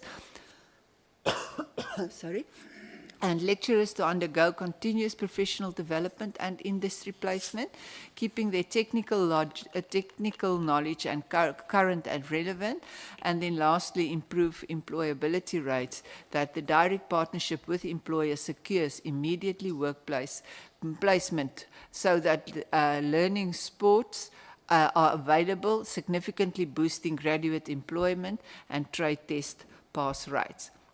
Then the recommendation from the report, amongst the others, are that the Department of Education must, together with all of the DEL, strengthen the oversight. So the skills branch performance indicator targets for SETAs for the current financial year are as follows. And the first one is SETA Employment Compact. Each SETA expected to sign compact with at least 30% of employers in each sector for the implementation of work-based learning programs. The second one is SETA partnerships with employers, that each SETA is expected to enter into partnerships with employers, whereby employers are required to open workplaces for work-integrated learning, internships, learnerships, and apprenticeships. And I just want to report here also with the MICT SETA here is that there's, for example, 20 WIL students being placed in the department who are developing content for the NOLs. So we are really using also the internship program for our implementation of the National Open Learning System. And we're very proud to say that it's for the second group of interns, the intake this year. And then tracer studies are being done to where the percentage of learners securing employment or self-employment within 6 to 12 months after completing the SETA-supported skills interventions are being studied. And then lastly, artisan development, where SETA contribute in the artisan development targets of 22,000 for the financial year 2026 to 2027. Okay, then number C is to submit the quarterly report on the National Strategic Plan on Gender-Based Violence and Femicide with disaggregated data on youth survivors and related issues such as teenage pregnancies and statutory rape. This is quite a challenging one, Honourable Chairperson, because of the information, especially when we start talking of statutory rape. The information are with the police and with justice, and it's personal information that's very difficult to get the information. But anyway, we are working with them. So instead of quarterly reports, we are doing monthly reporting. So we are doing, every month we are reporting to the Department of Women, Youth and People with Disabilities and this disaggregated data on the implementation of the National Strategic Plan. And we don't have, as I said, we don't have information on youth survivors, teenage pregnancies, especially teenage pregnancies, because that is the Department of Basic Education that are working on teenage pregnancies and rape. So that information is not readily available, but I will talk to you now about our disaggregated data. So if we look at the disaggregated data, and we must acknowledge also the work that Higher Health is doing in the work on the report on gender-based violence and femicide in our PSET system. And this is just the disaggregated data from January to December 2025. And you can see how we disaggregate the data, even on people and it's mostly women. For example, referral for choice of termination of pregnancy, for antenatal care, and for post-exposure prophylaxis. Those are very important statistics that we are also doing. And you can see that although universities have got the biggest chunk of the statistics, is that there's a lot on cases reported and so forth, but we must note that no data relating to statutory rape or rape is available. And then also in review of the I can't say that word, social services data under the presented problems category, rape is not reflected as that because it is also on the SOMA reporting. Then furthermore, through higher health interventions such as civic education, soft skills programs, interventions such as the First Things First, peer-to-peer education and curriculum integration, mainstream gender-based violence and femicide awareness and preventions are really rolled out on all campuses in the PSET system. We also ensure that institutions across the PSET system implement applicable gender-based violence and femicide prevention and response policy frameworks. The directorate responsible for this work is at the moment conducting roadshows and workshops with all PSET institutions in the implementation of the 3 policy frameworks on social inclusion. Those are the policy frameworks on social inclusion, on disability, and on gender-based violence. As well as we strengthen the monitoring and reporting of prevention and institutional responses within our institutions, and through higher health and institutional establishment, ensure that students have access to appropriate support, referral and protection mechanisms, and incorporate gender-based violence and femicide awareness, prevention, and appropriate referral referral mechanisms into relevant student support and development programs. We also address the implementation of anti-discrimination measures within the PSET system, because that was one of the recommendations from the report, including the protection of the LGBTQIA plus community, as well as student and staff, and equitable access to students with disabilities, and work with institutions to ensure that institutional policies and support services address the needs of the diverse student populations. Then if we look at D, and this is a short one, is the support to the development of sport-related career pathways. What's important is that we have incorporated this recommendation within our bigger career development system, career development support system, and through the National Career Advice Portal, and I would really invite you to visit that portal. We are supporting the development of sport-related career pathways. The NCAP already includes all 26 sports-related career options that are contained in the occupational framework for occupations. Organizing framework for occupations, sorry for that, with a description. So you will see there's a screen capture there at the bottom. We give a description of the career, the related task. We give a different step-by-step learning pathway from for each career, from admission requirements, the qualifications, your related community service where applicable, professional designations, and registration if need be with a professional body, and further studies. And additionally, and we're very proud of that, we have got 1,437 professionally done videos that explain those careers. So we really invite you to have a look at those. When we look then at the last recommendation with National Treasury and other stakeholders, develop sustainable mechanisms to address student debt crisis, the department acknowledges the recommendation and recognizes that students' debt remains one of the most significant barriers to equitable access, progression, graduation, and successful participation in the PSET system. The growth of historical and current student debt also present a significant financial sustainability challenge for public universities, and we know the CPUT issue at the moment. Addressing this challenge requires a coordinated whole-of-government approach involving the department, National Treasury, NSFAS, public universities, the private sector, and other strategic partners. Accordingly, the department is implementing a comprehensive package of interventions aimed at providing immediate relief to financially vulnerable students while developing a sustainable long-term funding framework. These interventions include undertaking a comprehensive sector-wide assessment of the student debt, in collaboration with USAF, and there you can see the disaggregation of those data that we are talking about. But then also engage National Treasury on sustainable funding mechanisms that strengthen NSFAS, including policy options to support the missing middle, the targeted intervention for academically deserving students, and then also sustainable funding models that balance the affordability with the institutional financial sustainability. The next point is accelerating the finalization of NSFAS closeout and reconciliation processes to improve the accuracy of funding records, settle outstanding institutional claims, and reduce historical debt arising from unresolved funding discrepancies.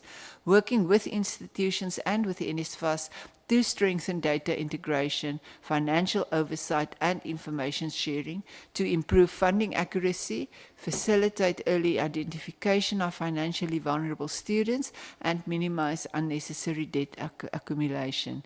The next one is expanding affordable student accommodation through the Student Housing Infrastructure Program and strategic public-private partnerships, while strengthening the accreditation, regulation, and oversight of this accommodation, and then lastly finalizing the fee regulatory framework for public universities to strengthen oversight of annual fee increase and ensure that fee adjustments remain transparent predictable, and responsive to inflation, institutional sustainability, and student affordability. And lastly, expanding partnerships with SETAs to develop finance institutions, philanthropic organizations, and the private sector to explore innovative debt relief and graduate support initiatives.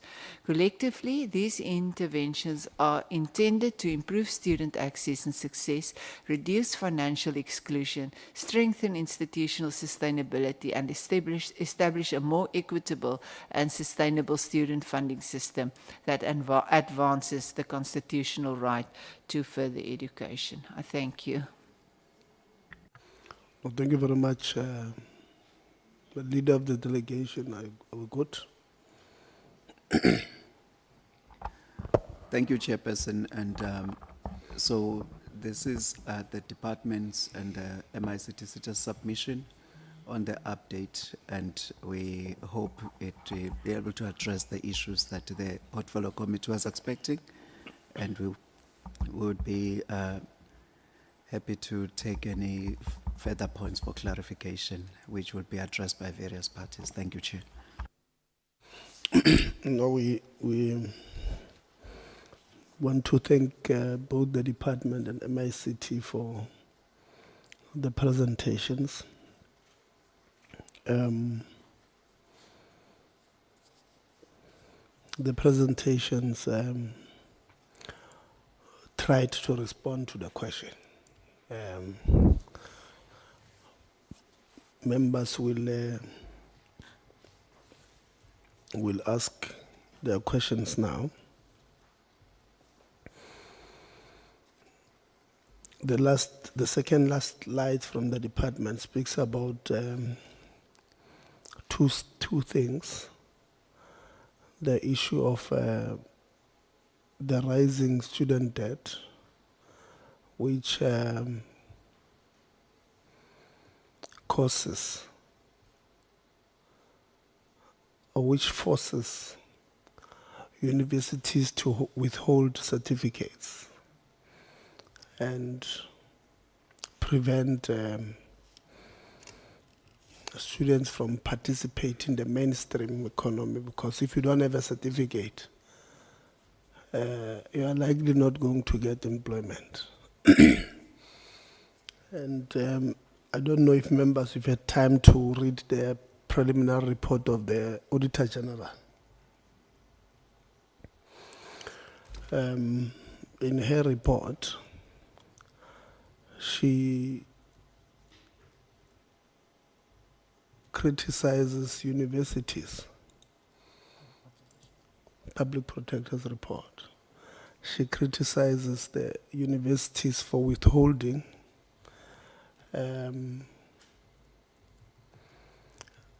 certificates.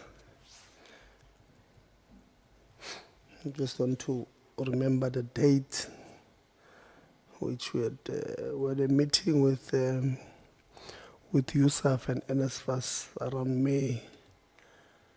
And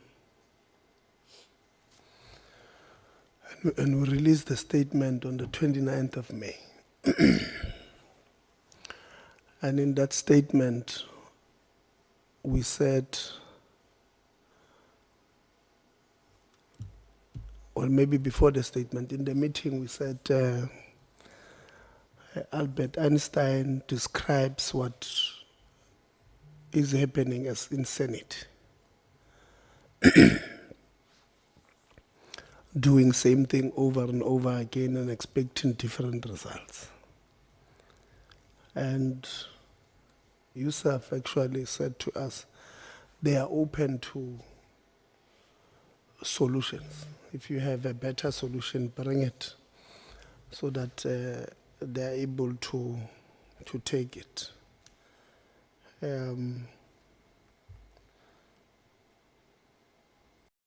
So what we said in our statement, which was reiterated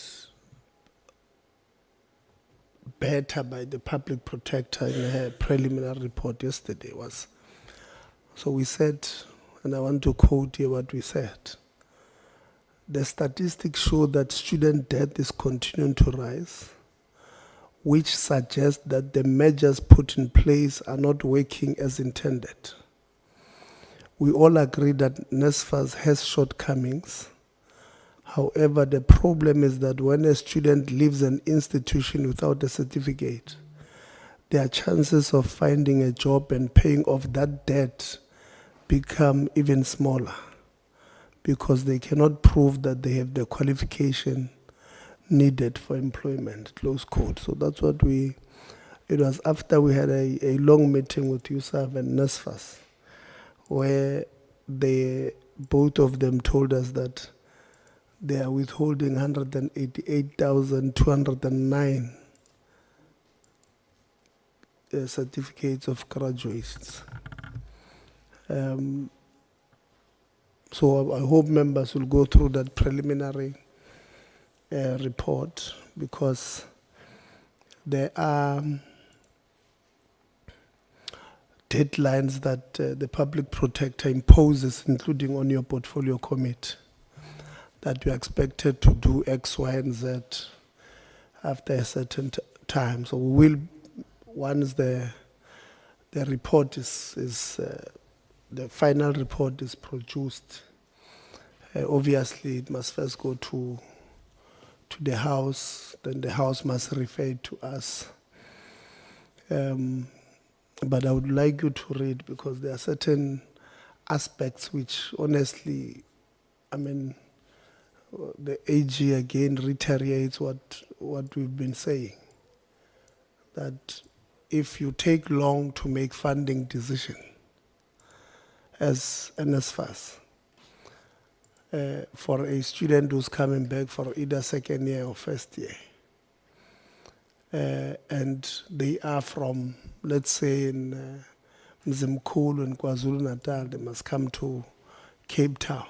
When they get here, an institution, CPUT, won't give them accommodation because NSFAS has not made a funding decision. And this young girl will be forced to do some things that normally they would not do, because now they will not have accommodation. So the public protector, in not so many ways, she says you have put lives of students at risk because of taking long on funding this. So members, I want you to, as I'm going to note you now, asking questions, also keep that in mind. Honorable Khabo, you want me to start with you? No, you want to come second? And then the self-imposed deputy chair will come last. So when members ask you questions, you must assume that they know. Because in most instances they know, but they don't want you to. They don't want to tell you. So assume that they know the answer and tell them the truth. I recognize sometimes that you might want to put things into perspective, into context. If that is the case, maybe just indicate to me that because they are under pressure on time, I'm going to give them a certain time. So when I ask them to be quicker and you take long, you want to put things into context, they get agitated and you might think that they want to disrespect you. Please don't think like that. It's because of the time pressures. When that happens, just indicate to me and then answer them. When their time is done, I'll ask you, do you want to clarify any other issue? Then you can use my time to clarify what together, ne? Both department and MICT. Honorable Khabo, I don't know, is my other phone. This one doesn't make noise. I want this one. This one makes enough noise. So this one is a bit shy. So your 12 minutes interactive thing starts now. Yeah. No, thank you very much, Chairperson. Let me start by appreciating the reports that has been presented, both on resolutions of young people whom we cannot deny the fact that they are the future of this country.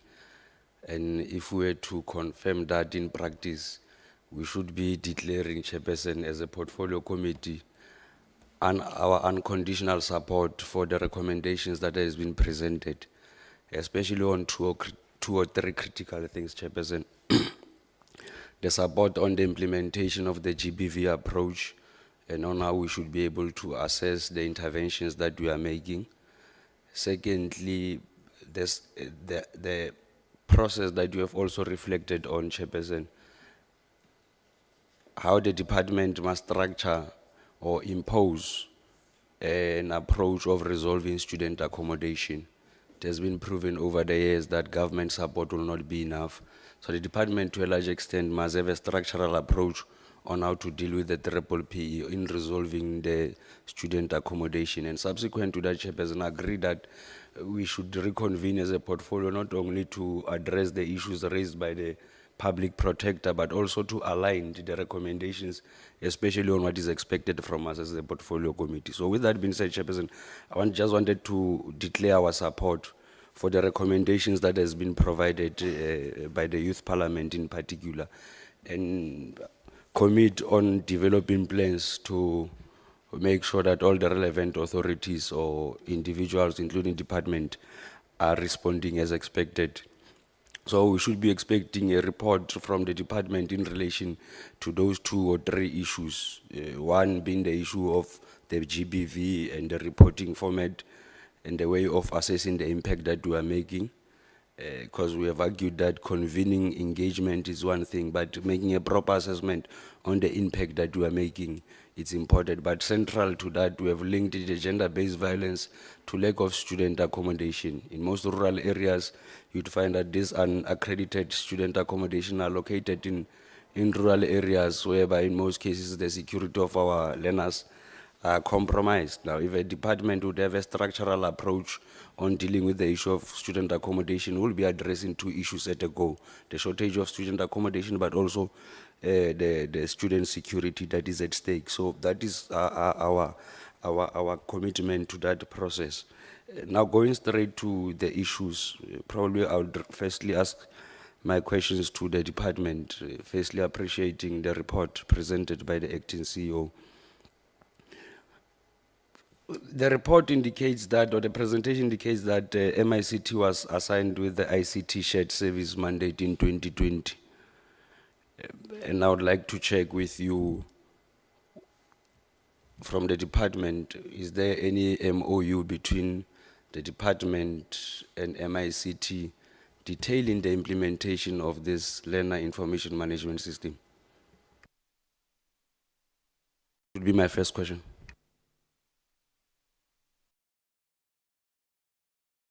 That way, because I develop my questions from your responses. So you must be careful of your responses.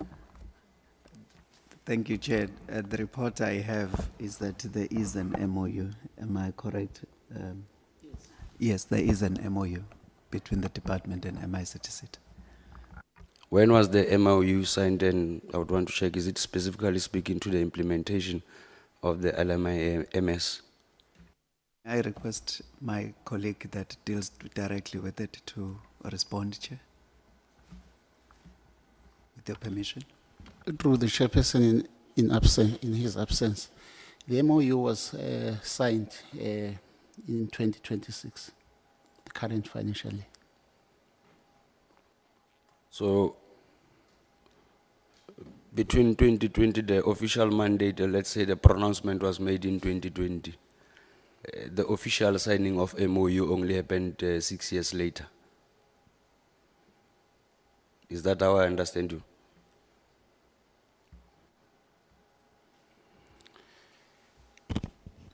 Yes.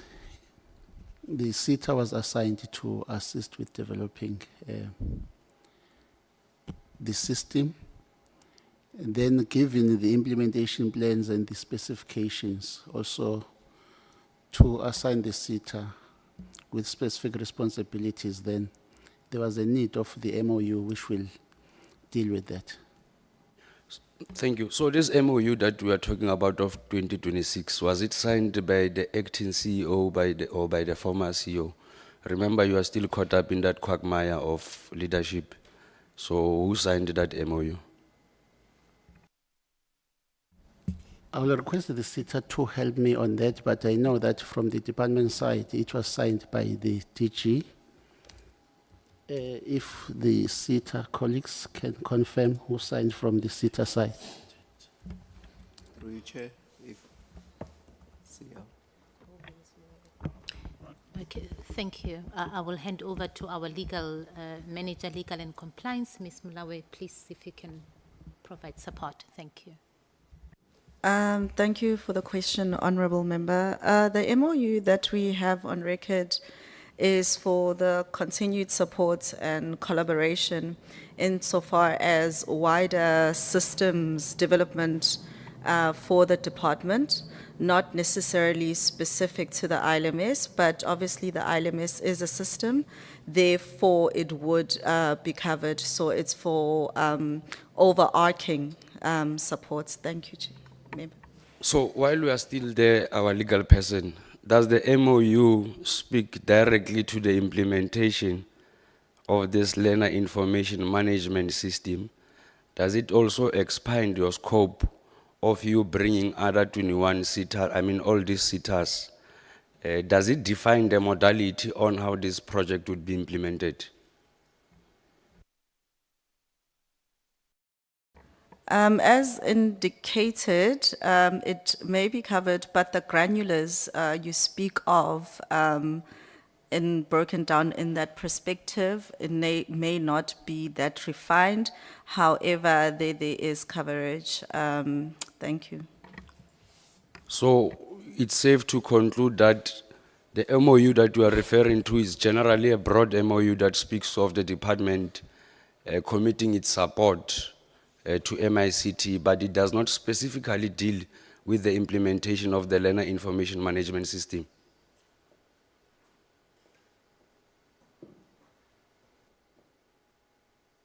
Yes, the granular specifications may not be there in the MOU. Yeah. This MOU, remember, the pronouncement was made in 2020, and we've just been told that the MOU has just been signed in 2026. My question is, who signed the MOU? Was it the former CEO or the current acting CEO? And when was it signed in particular? Chair, we will request to either furnish that in writing or be given an opportunity to consult into the actual dates of conclusion and whether it was concluded by the former CEO. Can we be given an opportunity to consult on that? I don't have a problem. While I'm directing the other question to the other respondent, you can check that information for me. So department, ICT obviously is a shared service.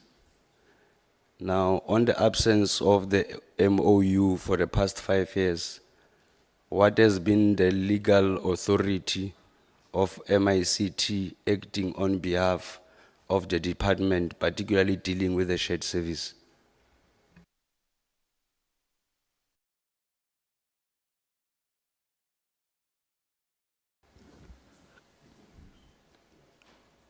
So, I'm IT, so I'm not really the right person to respond, but I guess since it's an IT question. On my arrival at the beginning of the year, the program or the investigations as to the level of effort required in restoring the MIS systems was underway. To which point we have now developed an MIS charter. Which, Sorry, can I assist you? Yeah. What is the legal basis of MICT acting on behalf of DHET on a critical shared service when MICT does not have any MOU to implement that shared service on behalf of Department of Higher Education? So my question to education is, what has been the legal authority of MICT acting on behalf of DHET when there is no, they don't have such a local standing legally? It's a shared service, that responsibility lies with you. If you are to instruct them that they must develop a system that must be implemented across all 21 SETAs, that MOU must be there and must clearly define the terms of references. So I'm asking you, now that you have confirmed that there has not been any MOU for the past 5 years, and MICT in their presentation, they have indicated on how this service they have implemented, including on different SETAs. So my question is, what is the legal basis? So- Remember the MOU is Okay. that legal prescript Yes. that gives you, that defines every process. And that's why I wanted the legal person to clearly define as to whether we're speaking of a broad MOU defining our relationship of cooperation, or do we have a separate MOU speaking specifically to the implementation of learner information system? Because that is a separate matter. I was speaking outside of legal, sir. So noted that you want the legal linkage. So I'll refrain from responding then.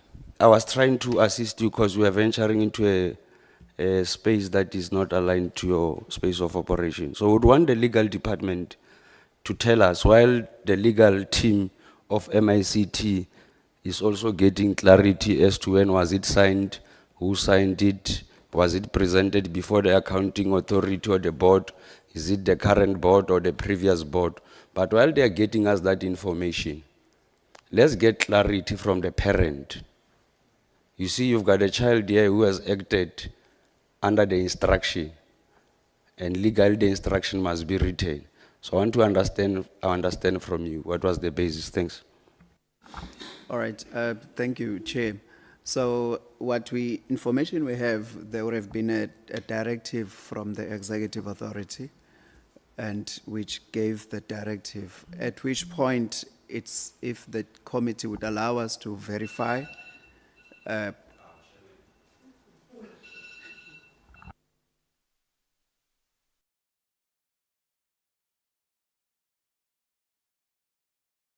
saying that what we do have information on is that there would have been a directive from the executive authority, and the processes that unfolded between the directive to the point where the MOU was ultimately signed.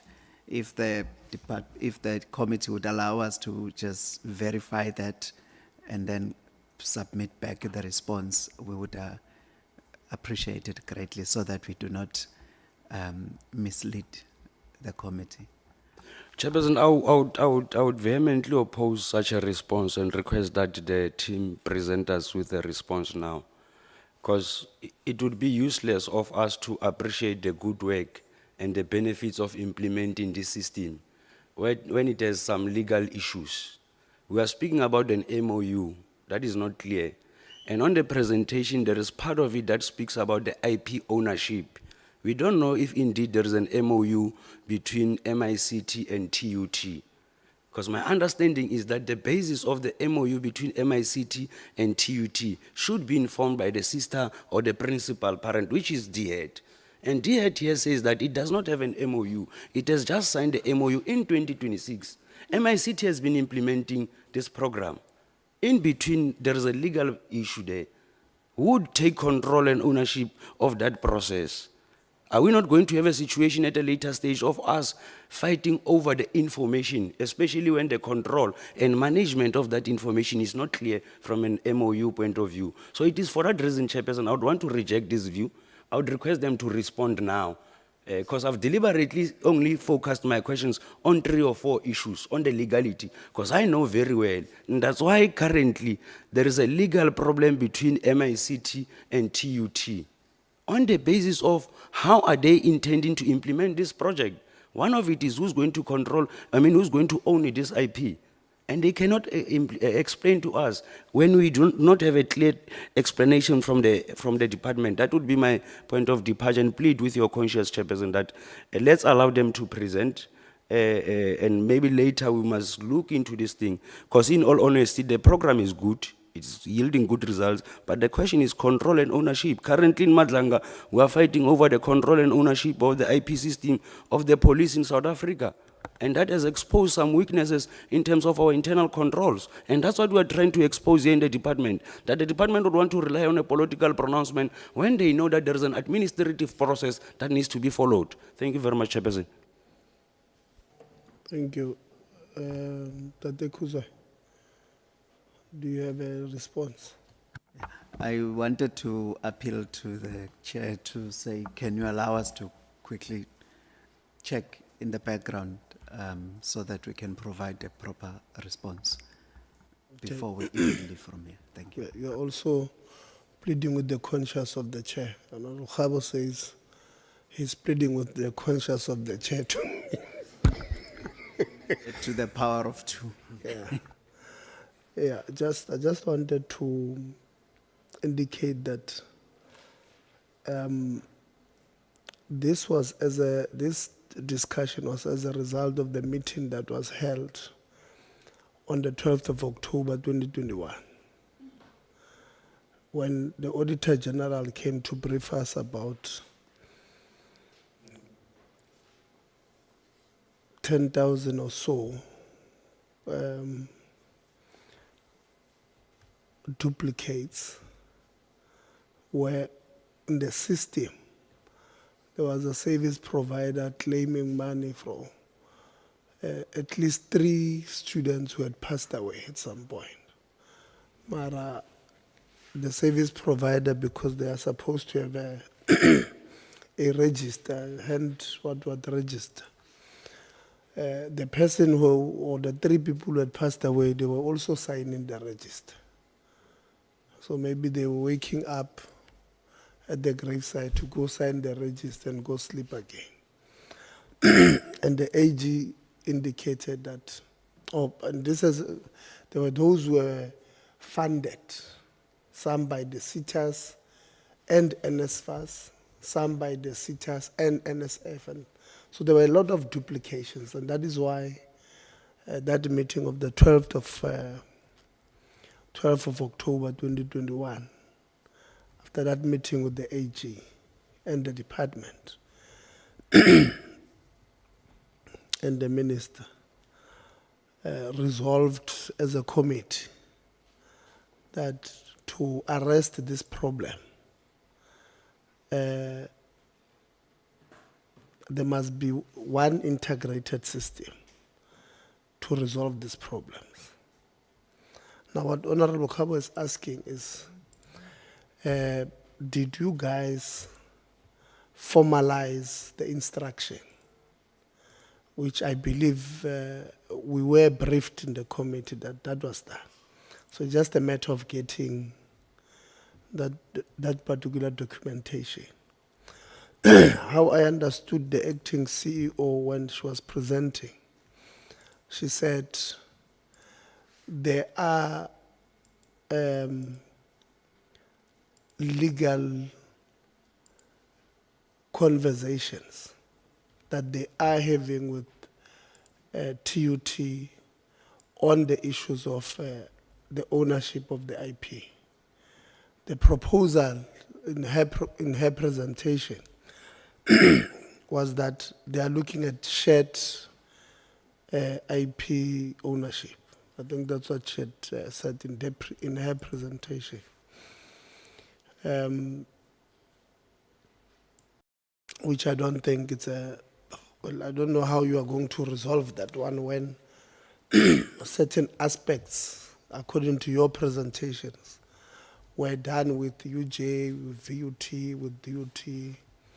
And I thought maybe the easiest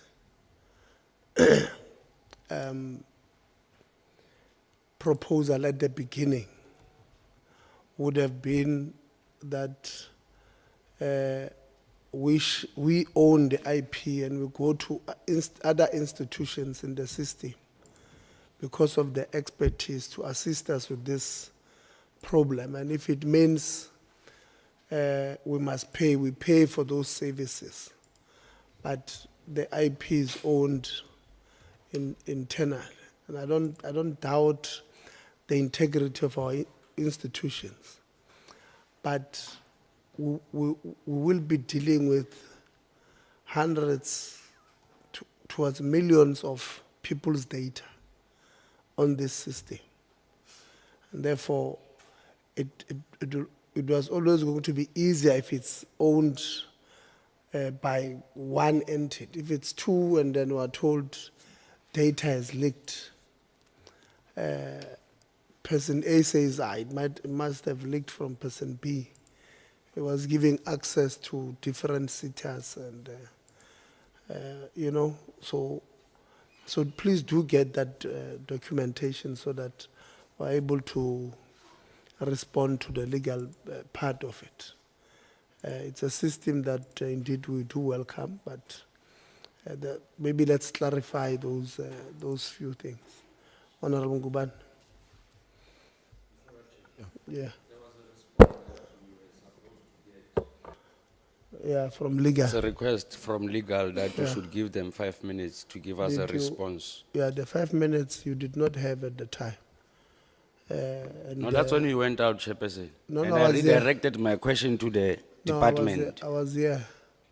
Okay. I was here when you said they must look for it while you go to the department.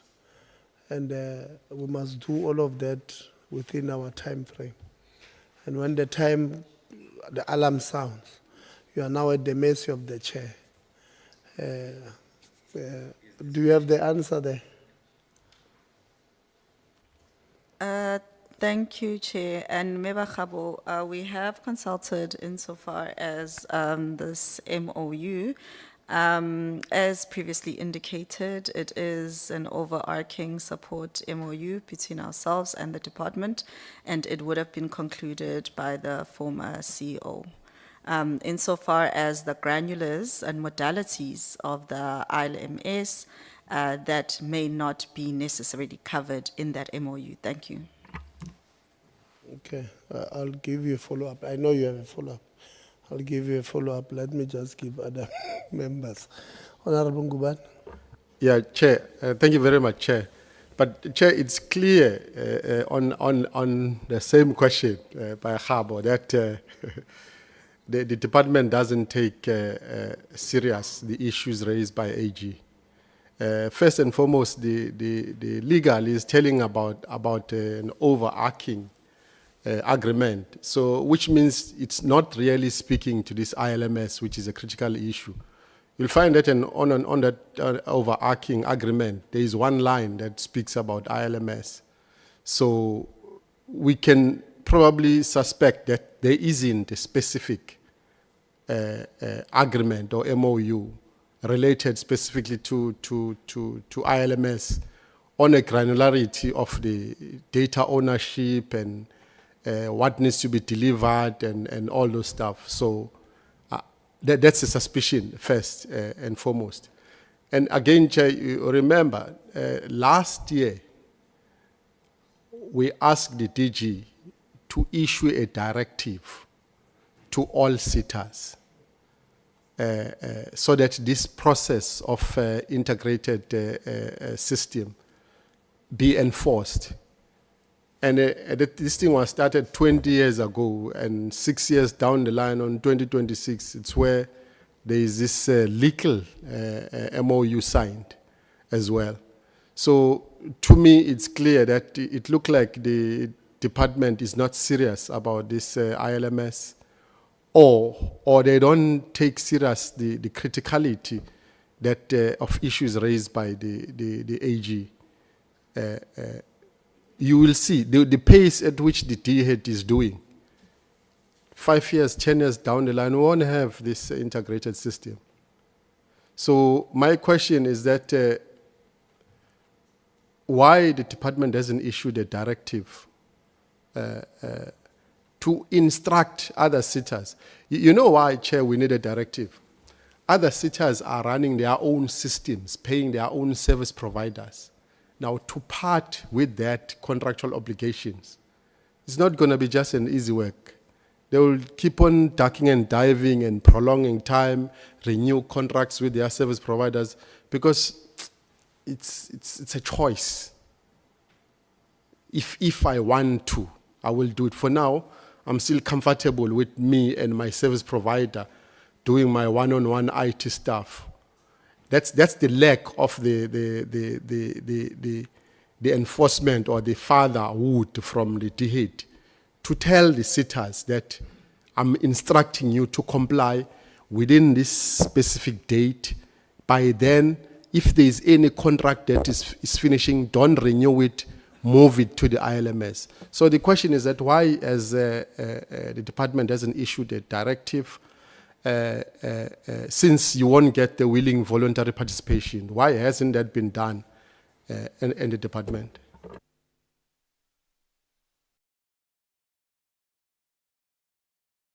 Can I, with the permission, Chair, ask my colleague to support?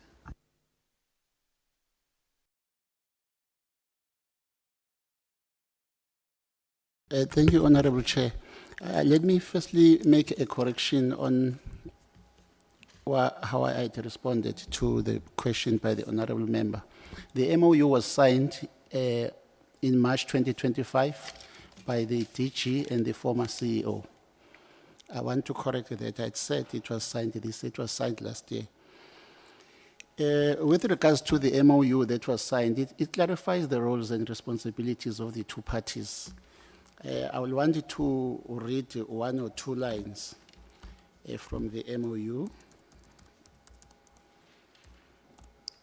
highlighting what it entails.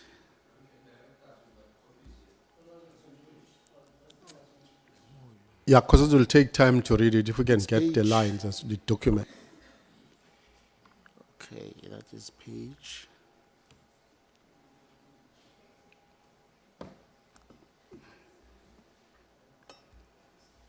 I'm quickly perusing it. While you are looking for Go to page 4, okay. 4 and 5.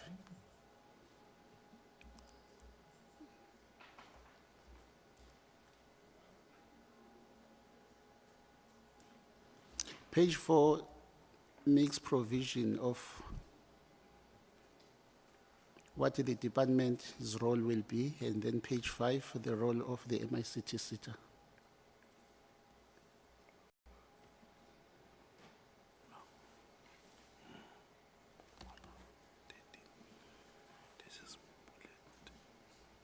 No, the page 4, page 5. Of MOU, ne?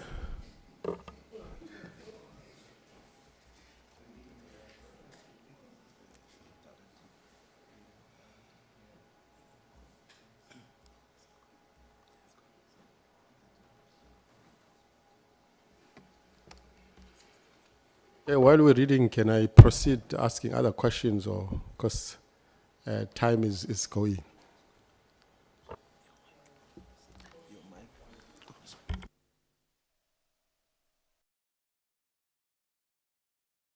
Maybe, so, clause 4.2,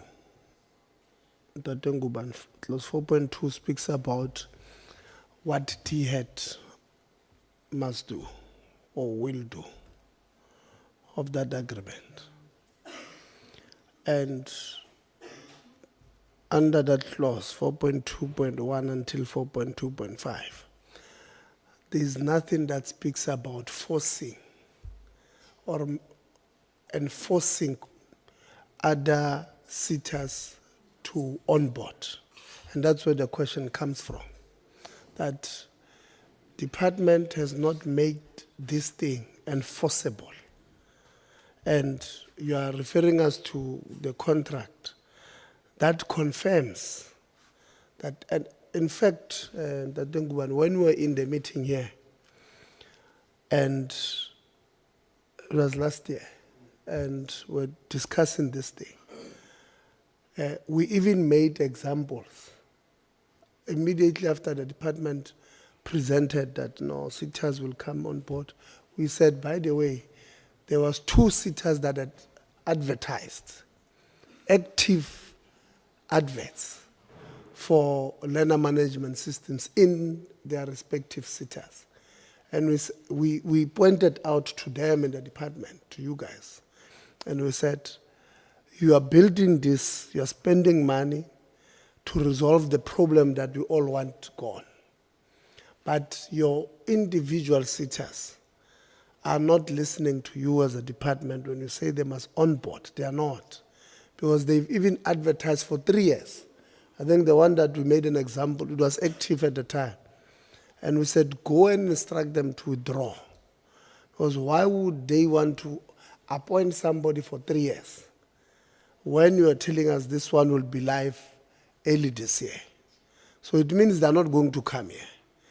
Then they are going to tell us that they've got contractual obligations elsewhere, which would have been self-created because you knew that this one was going to go live at this point, but you allow, and that's the question where it comes from. You are not enforcing what we all believe should be enforceable. That's what Mbovu was saying. Honorable Ngubane, you have a follow-up on this? Sihlalo iko bengibuza ukuthi imuphi umbuzo ophendulwayo kodwa usuyiclarifyile ukuthi umbuzo ubuthini. Ngiyabonga Sihlalo. Okay. Honorable Ngubane. Yeah, I think Chairperson, that's the first challenge that just by browsing through even that MOU, there is little about ILMS. If you look at even at the intro and the top, it talks about the skills development levy system, and it mentions all other systems, and there is little, minute information related to ILMS. It looked like at that time when this was signed, there was another thinking of other systems, skills development levy, management system. This ILMS, according to me, if you look at this, the detail of it is not mentioned, besides the enforcement. So that's the highlight I wanted to raise, Chair, on that.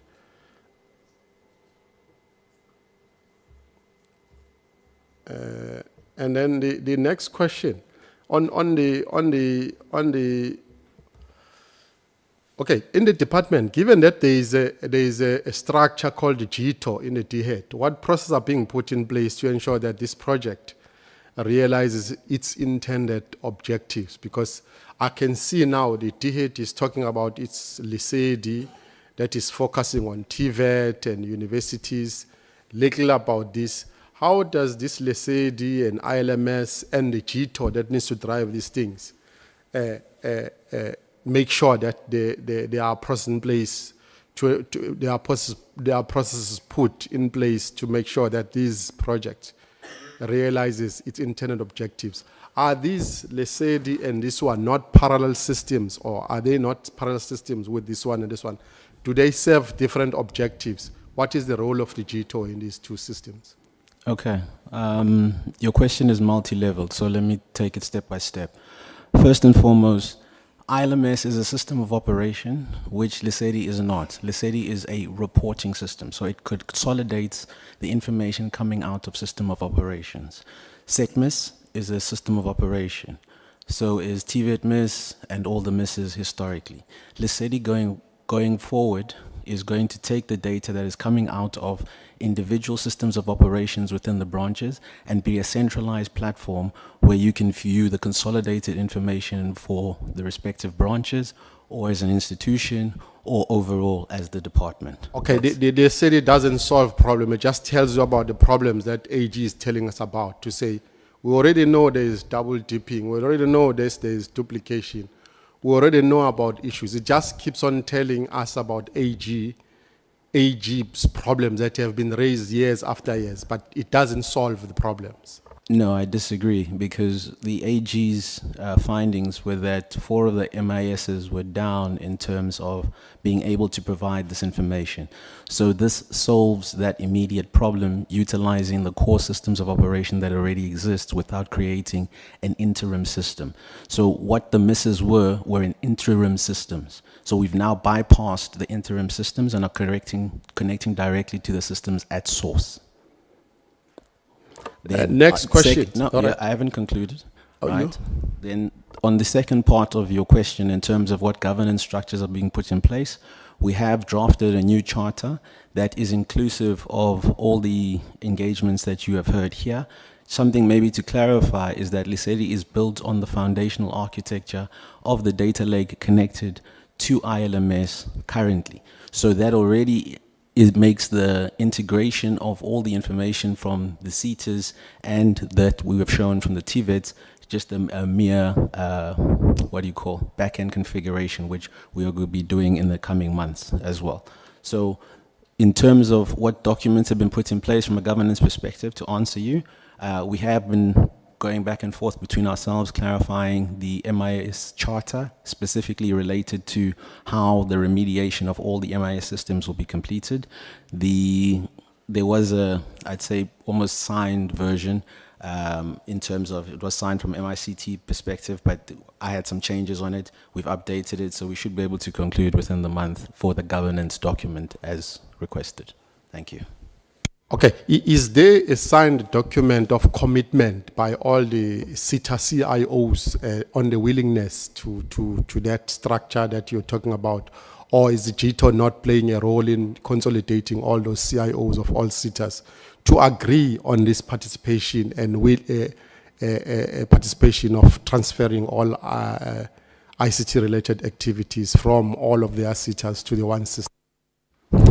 So I'm looking right now at the directive that was issued by the Director General on the 6th of the 15th of June.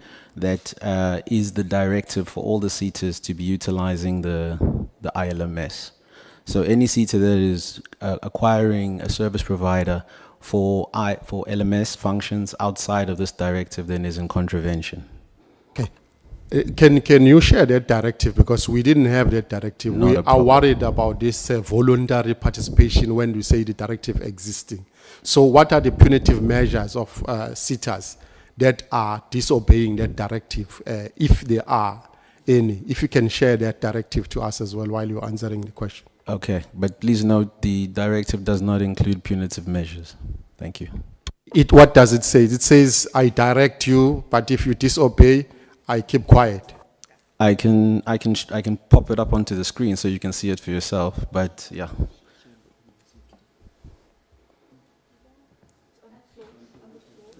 It's on the floor. Where is it? And when was it issued? On the 15th of June this year.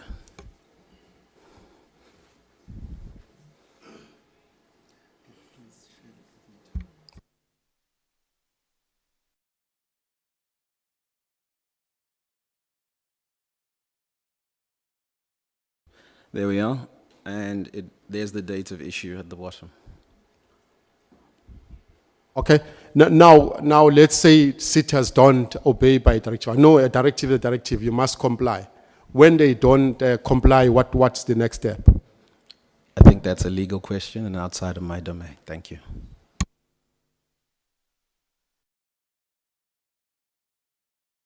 May we? All right, so I think at this stage that may be a gap, but through the monitoring processes of the department, that will have to be picked up and the appropriate, what do you call it? I don't want to use punitive, corrective measures would have to be taken that will be determined according to the circumstances at the time. So it's a gap that we perhaps need to then address so that we are able to factor it in and implement it at the time of the assessment and the determination thereof. Thank you, Chair.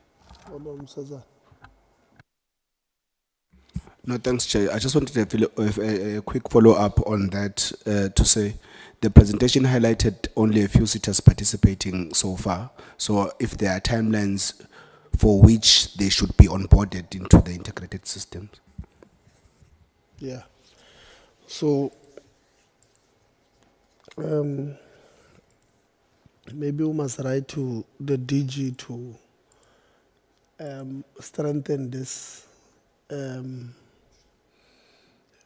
directive to all the sitters. And to indicate those that their contracts with others are ending, immediately they must onboard on this particular. They will resist both. Why they will resist is because we have a lot of unethical people in our system. People who want to appoint their own contractors because they've got some gentleman's agreement on the side. But the directive, if it's strong enough, will be able to deal with those ones. What will make our jobs very difficult at MICT is if the first few that are on the system experience problems, others will not come and they will say, no, we can't come because the capacity there is not sufficient. So don't make our lives difficult. Don't make our lives difficult because with the 10 or so that you counted there, which is almost half, it's not few, it's almost half. We must make sure that we are able to perfect teething problems of the system. So that, and you correct it. You know, if the problem is, let's say, on the occupational with QCTO, when college X uploads whatever, there's teething problems. You then develop a module that will respond to that problem, so that when college Y comes, does not experience the same problem. So it's like when you're putting together an audit action plan, you put an audit action plan that will not only resolve today's problem, but it must avoid having the same problem repeating itself tomorrow. So when there are challenges that are coming now, should be able to identify them. So must have a team that will identify them properly, fix it for the future. Obviously, because it's a new system, you're likely going to have glitches here and there. But let's use the time and opportunity now to resolve these things towards the future. Honorable Ngubane. Okay, thanks, Chair. And then the MICT SETA, the plans for integration with the NSFAS. What are the plans for integrating this system with NSFAS to solve other issues embedded as well on NSFAS? Thank you, Honorable Member. Acting CEO, maybe you can provide some support there. Thank you. Thank you, Honorable Ngubane. At this time, there are no plans to integrate with NSFAS. We are currently working on the primary integration. Please take the volume up. I was saying that at this time, we're working on the primary integration of making sure that we integrate the Department of Home Affairs into the system as it currently sits and the projects that are already there. Thank you, Chair. Okay. The other biggest challenge, the progress on the IP issues, given that both the TUT and MICT SETA are state entities. So what are the plans of ownership? You can't go live and go all the way, implementing, planning, developing, go production, live with the system, when you still haven't finalized it. Who's the owner of the system? Who's the one at the end that takes responsibility of the blame, the fall, the damages, the complaints of the system? So what's the status of that? Who's the owners of this system? What are the copyrights, the copyrights? Who takes the blame of everything? You can't continue with this parallel where the ownership is still in limbo. So what's the status on that? Chairperson, so it was reported in the presentation that while there are those issues that are being ironed out, but the ministry is working with the TUT and the SETA as per the recommendation that was made that at a political level, given that TUT is part of the PSET system. So the ministry has taken up that responsibility to ensure that that legal issue is resolved. We will be able to bring back the update on the intervention thereof. Yeah, so we appreciate the feedback on you guys involving the ministry to resolve the problem. But the question is, as we speak now, what is the status? See, okay. Thank you, Honorable Member. Were you asking what is the status of the onboarding? No, who owns? Of the IP, okay. Yeah. All right, we did indicate in the presentation that there are engagements currently between ourselves, our legal team, and the TUT team. There are a few areas that needed to be clarified on this matter. And I think we can also acknowledge that at the beginning of this project, there was sort of a gap in terms of finalizing the IP issue. So from that perspective, I think for us it was a learning curve to make sure that we tighten it. And also with the other similar projects that we have with research chairs, we have subsequently tightened on the IP agreement. So the only one that is outstanding will be with the TUT currently. And we are having structured engagement. This is an urgent matter on our side because the success of this project currently hinges on it. So it is taken as a priority. The board has prioritized it. Even as part of our engagement from the session, there is a key part of it, Chair. Who owns it now? Who owns it? We are in discussion. We don't have a clear So there's owner. no one. We are, yes. So we there's are. no one. It's, in the last meeting we engaged TUT, the council was also there. The agreement was a co-ownership. also, there's an agreement. Yes.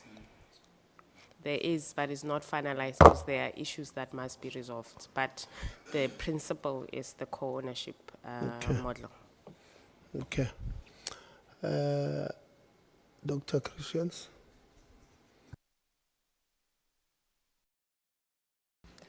Thank you, Chair. And I hope I'm not going to repeat any of the questions, but I also have a concern about really the duplication across the SETA system that we've heard everybody discussing. So, but I just want to know about the saving that they're claiming, because the participation we've heard is voluntary, but some SETAs are already tied up with existing vendors. Am I correct to say that? Yes.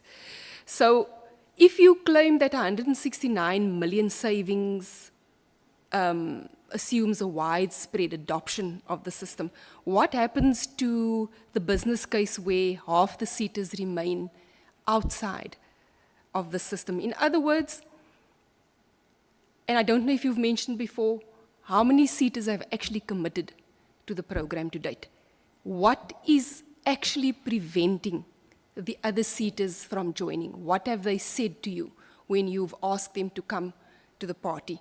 How many of them are tied up into existing contracts that they perhaps can't get out of currently? And, you know, just the voluntary participation aspect, when do you see that reaching its end? When do you see all of them actually onboarding? Thank you, Honorable Christians, for that question. Acting CEO, perhaps you can give some insights here around that question. Thank you. Okay.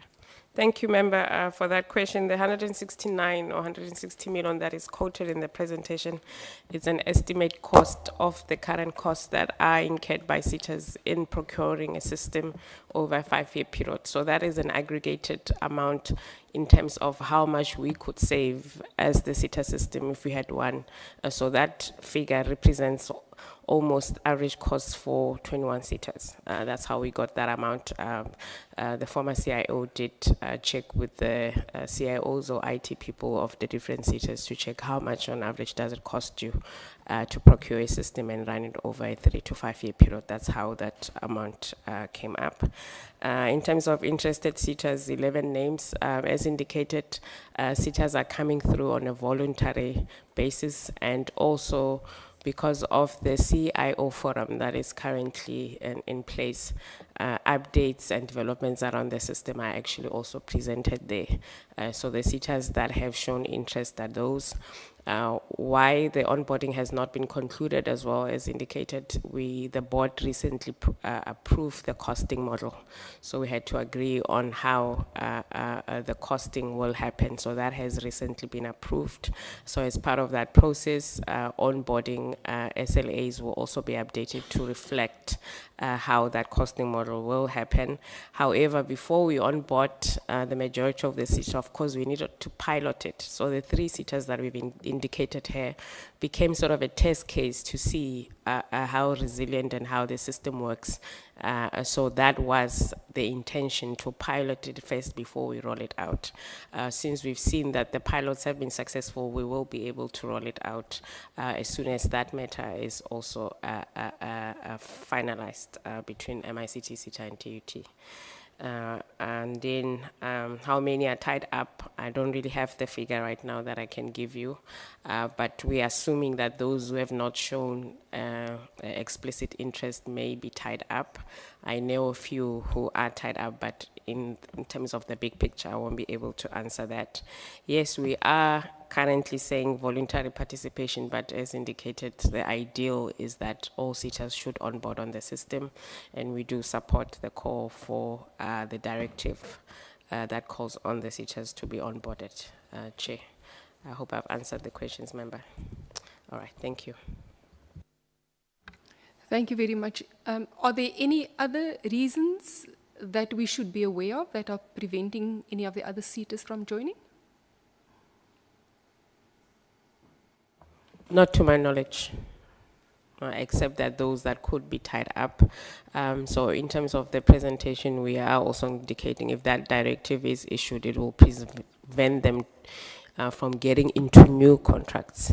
So we're looking at, in the next possibly 3 years, most of the SETAs would have been onboarded as we wait for the current contracts to come to their end. Okay, thank you very much. I think that provides a lot of clarity. The other aspect that I'm slightly concerned about is the cybersecurity and the personal information that you will be dealing with in the coming future. So the system that you are intending to develop will obviously contain an enormous amount of personal learner data. So I think what we need to know is it POPI compliant, first of all? Has that assessment actually been completed to your knowledge? And by whom was it completed? And if you've actually assessed the POPI compliance, what were your findings? Because that kind of data on a system, I would say, you know, physically stored and accessible would obviously be a concern to us. Who has access to that data? Is it the SETAs? Would learners have access? would businesses have access that you are working with? And then who becomes a breach? Should there be breaches? Is there any breach notification protocol on the system that will notify you should there be a breach in the system? And then I think more importantly for us, will we be notified should there be breaches in the system or any concerns that while you are testing the system? And I think just lastly, with regard to liability, have you checked with legal with regard to liability and the POPI Act, and should that information leak? Yes, thank you very much, Member Christian. Your question relates to two different divisions in particular. On data compliance and regulation, that will be our manager legal and compliance. She'll be able to answer that for you.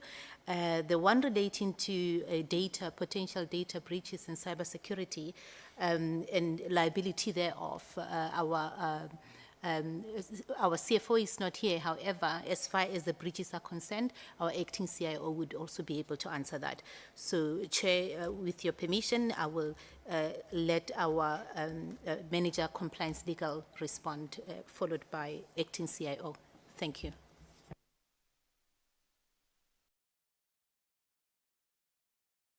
Thank you, Chair and Member. Perhaps let me let the acting CIO go first insofar as the system capabilities and the concerns raised and where we are sitting in terms of status for prevention, etc. And then I'll come in after that. Thank you, Member.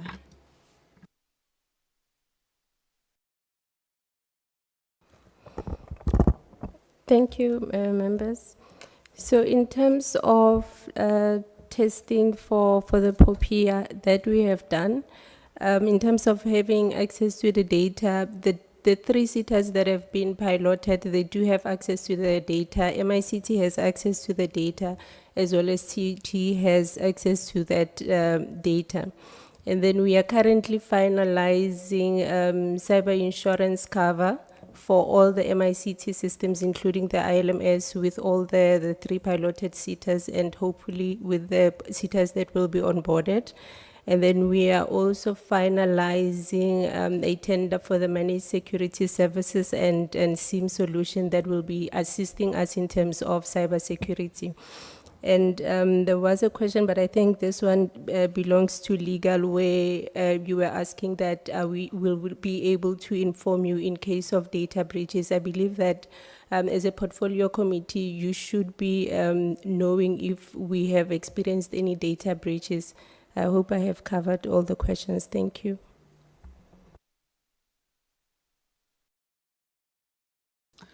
Insofar as a data breach, so that is governed by the information regulator, and the MICT SETA does have a POPIA compliance manual and a POPIA compliance framework that is both on our website.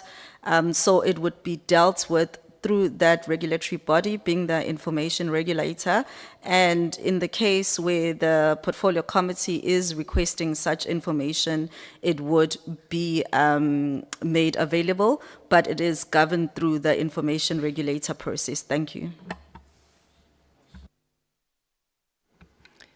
So, as DHET, you are comfortable that the system that is currently being designed is secure enough that data will not be compromised?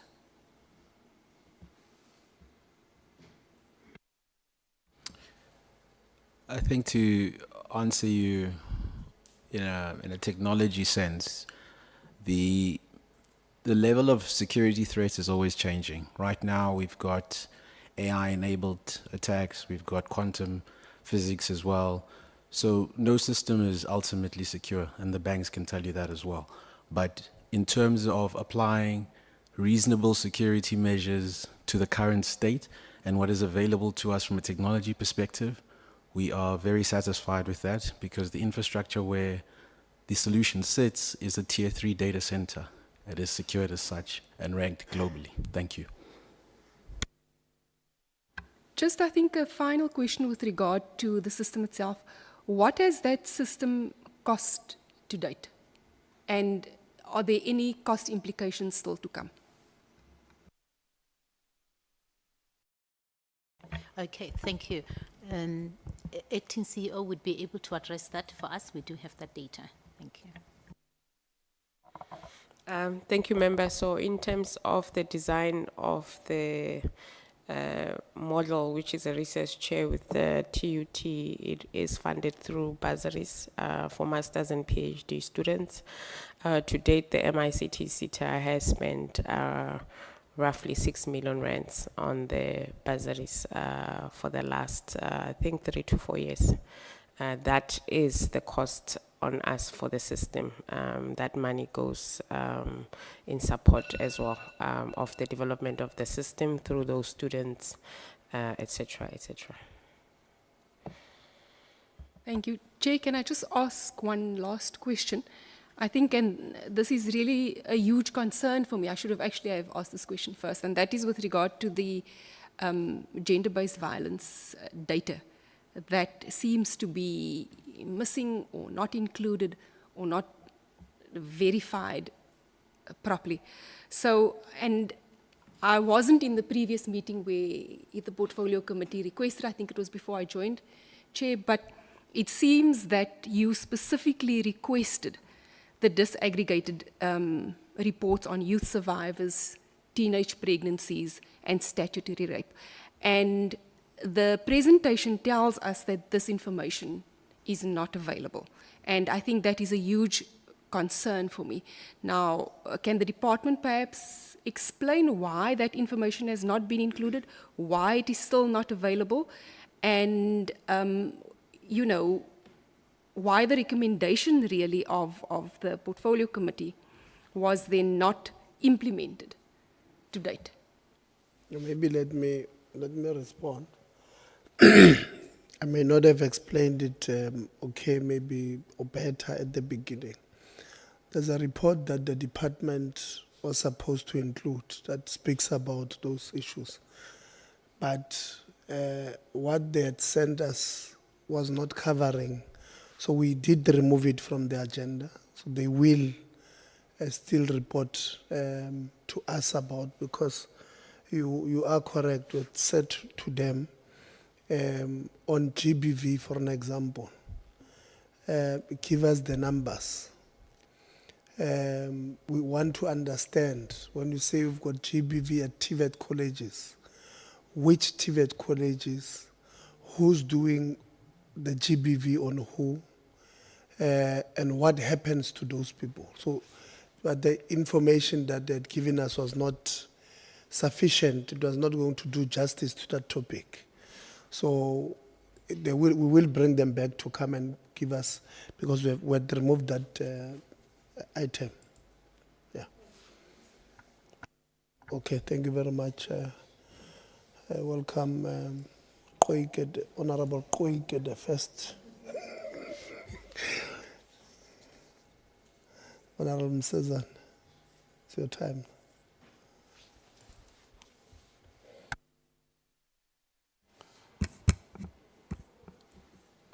Ngiyabonga sihlalo. Ngizozama ukuthi ngingaphindi imibuzo ode sibuziwe sihlalo. Mhlawumbe umbuzo wami wokuqala uzoya kusihlalo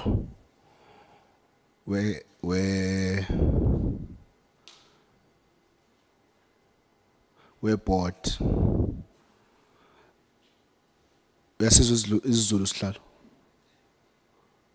Awusizwa isiZulu. Isingisi sami sakwi rural school. I hope you'll be able to comprehend and understand my very limited English in that regard. The chairperson of the portfolio committee had written to you on behalf of the committee regarding allegations, if there were allegations or claims that you had at some point refused to sign financial statements of this SETA that you lead as the accounting authority. Could you perhaps briefly explain to us if that is firstly accurate, and if so, why that is the case.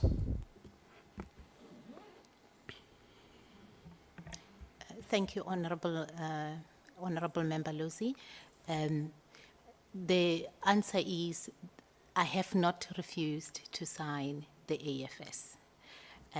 You would have seen perhaps from the reports that I've provided to the Parliamentary Committee indicating the sequence of events as far as what happened on that particular day of 31st of May when the AFS arrived for signature. So that is a short answer. Yeah, so that's why I had requested that to briefly explain. Don't assume that I would have seen the report. If you could just briefly explain why there's such claims or allegations, if that's not the case. So on the day after the board has approved the AFS on the 29th of May, there were changes that needed to be processed by management, which were expected between the 30th of May and the 31st.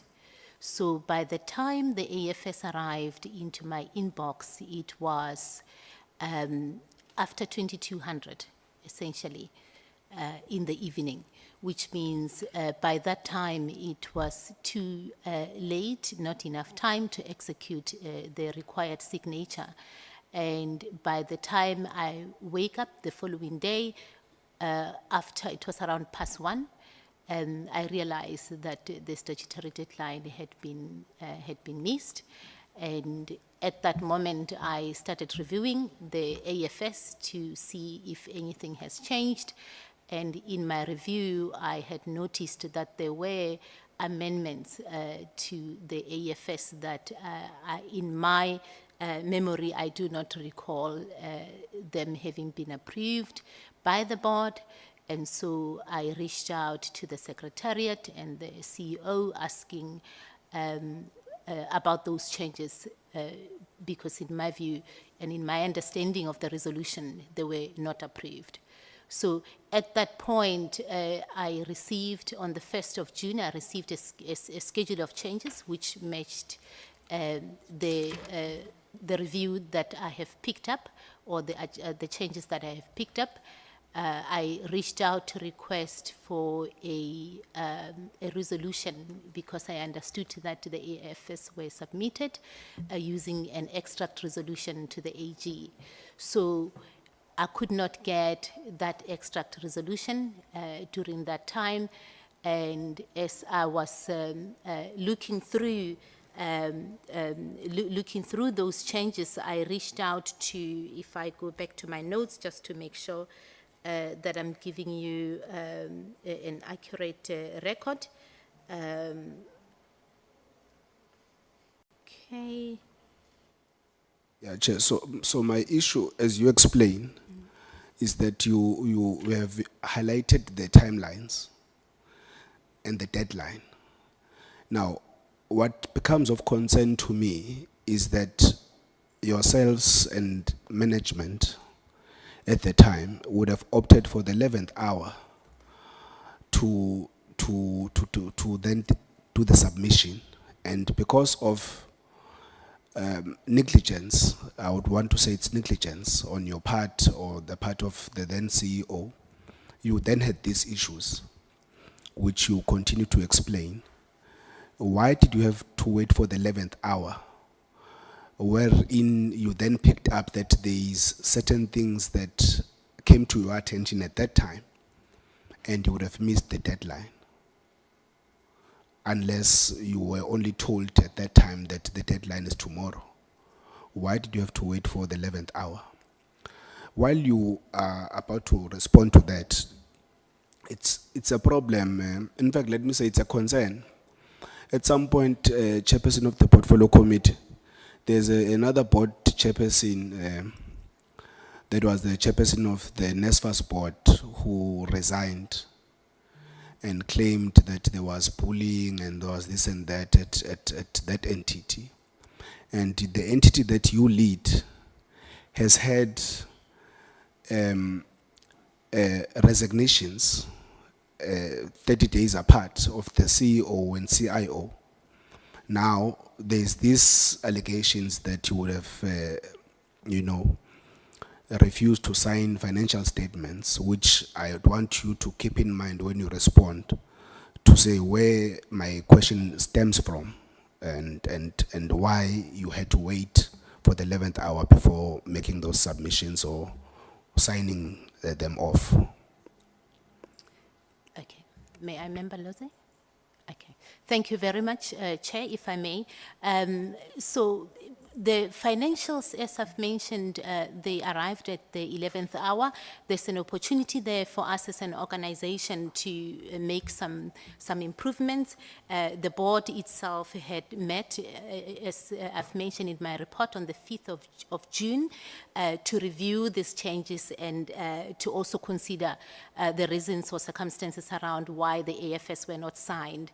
So in essence, this is what came of there, that there was a process improvement that were identified to strengthen governance around the approval of the amendments, including improved visibility of changes that are presented after the board approval, as well as earlier completion of the reporting process. So in essence, to your question, Member Lozi, yes, the AFS were completed at the 11th hour and therefore passed over to the chair for signature at the 11th hour. So we do recognize that there's an opportunity to improve our processes to ensure that we respond, or we are better prepared, or we get these processes executed earlier, as I've mentioned. So it's an area of improvement, internal control improvement, to ensure that they're completed earlier. Yeah, so if I may move to the next one around executive resignation, if you allow, or you want to? No, that was not a question, it was a comment. It's not a question Maybe for now. let's- Chair, let's do Chair, this. can I maybe just introduce myself? I think the chair is calling me by someone else. I am Mngobi Msezane, deployed by Umkhonto Wesizwe Party. So I'm member Msezane. Msezane. Apologies, Member Msezane. Okay, I'll make a note. Maybe let's do this. We'd called the MICT to brief us about the system. I think other issues will bring them to talk about governance challenges or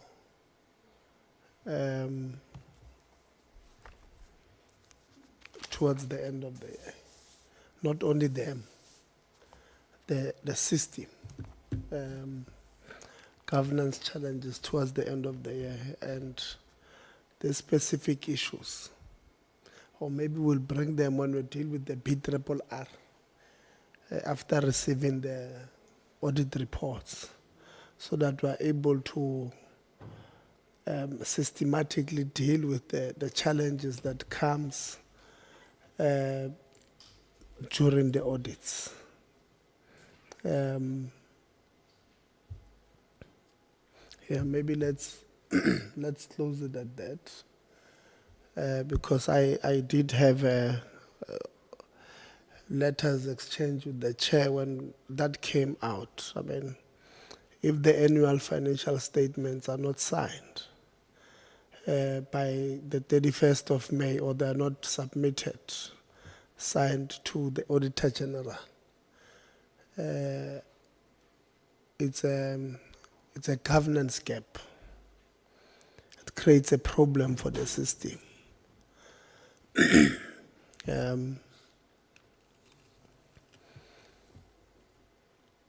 We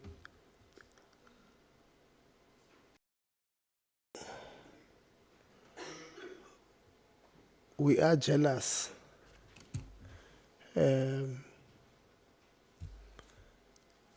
of the SETA system, because where we come from, we have a lot of young people in our townships that that needs the skills to participate in the mainstream economy. And the SETAs were created for that purpose, to the plug and play, skill, reskill, and upskill our young people. Those who have, because of one reason or the other, dropped out or did this and that, and they're unable to participate in the mainstream. The SETAs was created for that. Personally, I believe there's a huge market for SETAs to go and close those gaps for those kids. Many of them now losing hope and taking drugs and going to others, joining gangs, big problems. And I want us at some point to move from basic governance challenges, about submission of AFS, not in line with GRAP standards, qualification on, not having sufficient information to prove that you have paid a stipend to a learner. Those things, for me, we should not be having them. We should be talking about the impact that each SETA is making in our spaces. So we will have a conversation with them about this unnecessary governance. I wrote a letter when we were here today to one SETA. Schoolboy mistakes.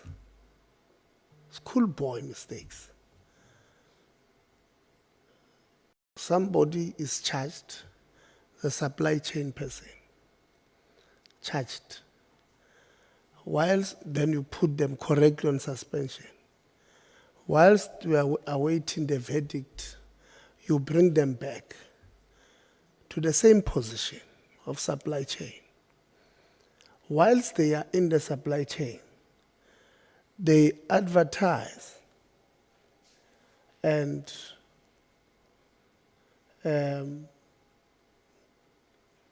appoint a service provider that will be appointed for a period to look at appeals and labor relations matters.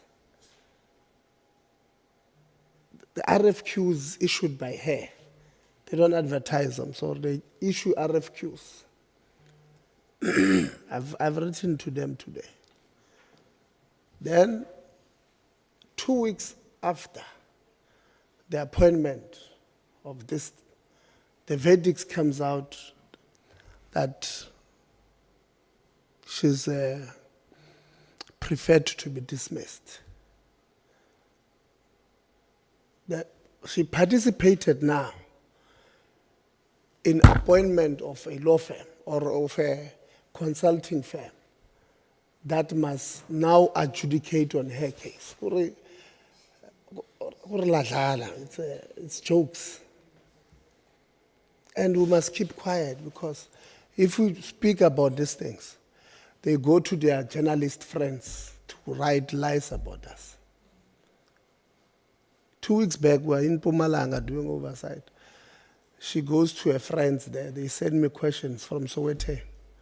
Yeah, this one says you are bullying her. I'm bullying her how? I don't even know her. Kuri, unnecessary things.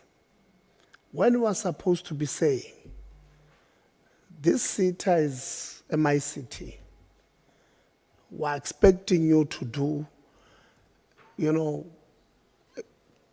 don't know how many people wants to do media in our townships. When I go there and watch in the township, watch soccer on Sundays, There are young people there who want to be commentators.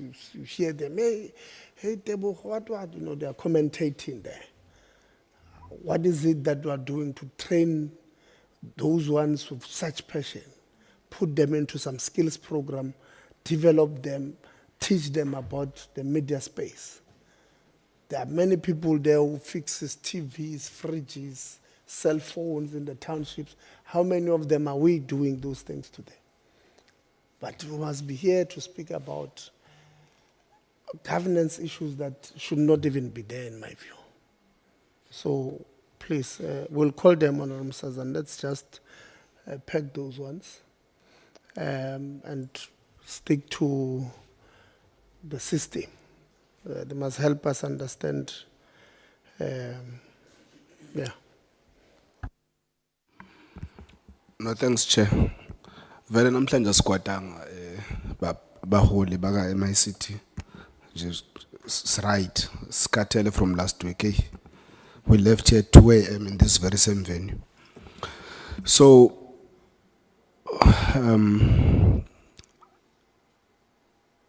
the duplication part, have you quantified the amount that possibly would have been lost due to learner duplication? Has it been quantified? Do you know how much? Okay, Acting CEO will take that for you, Member Msizani. Thank you.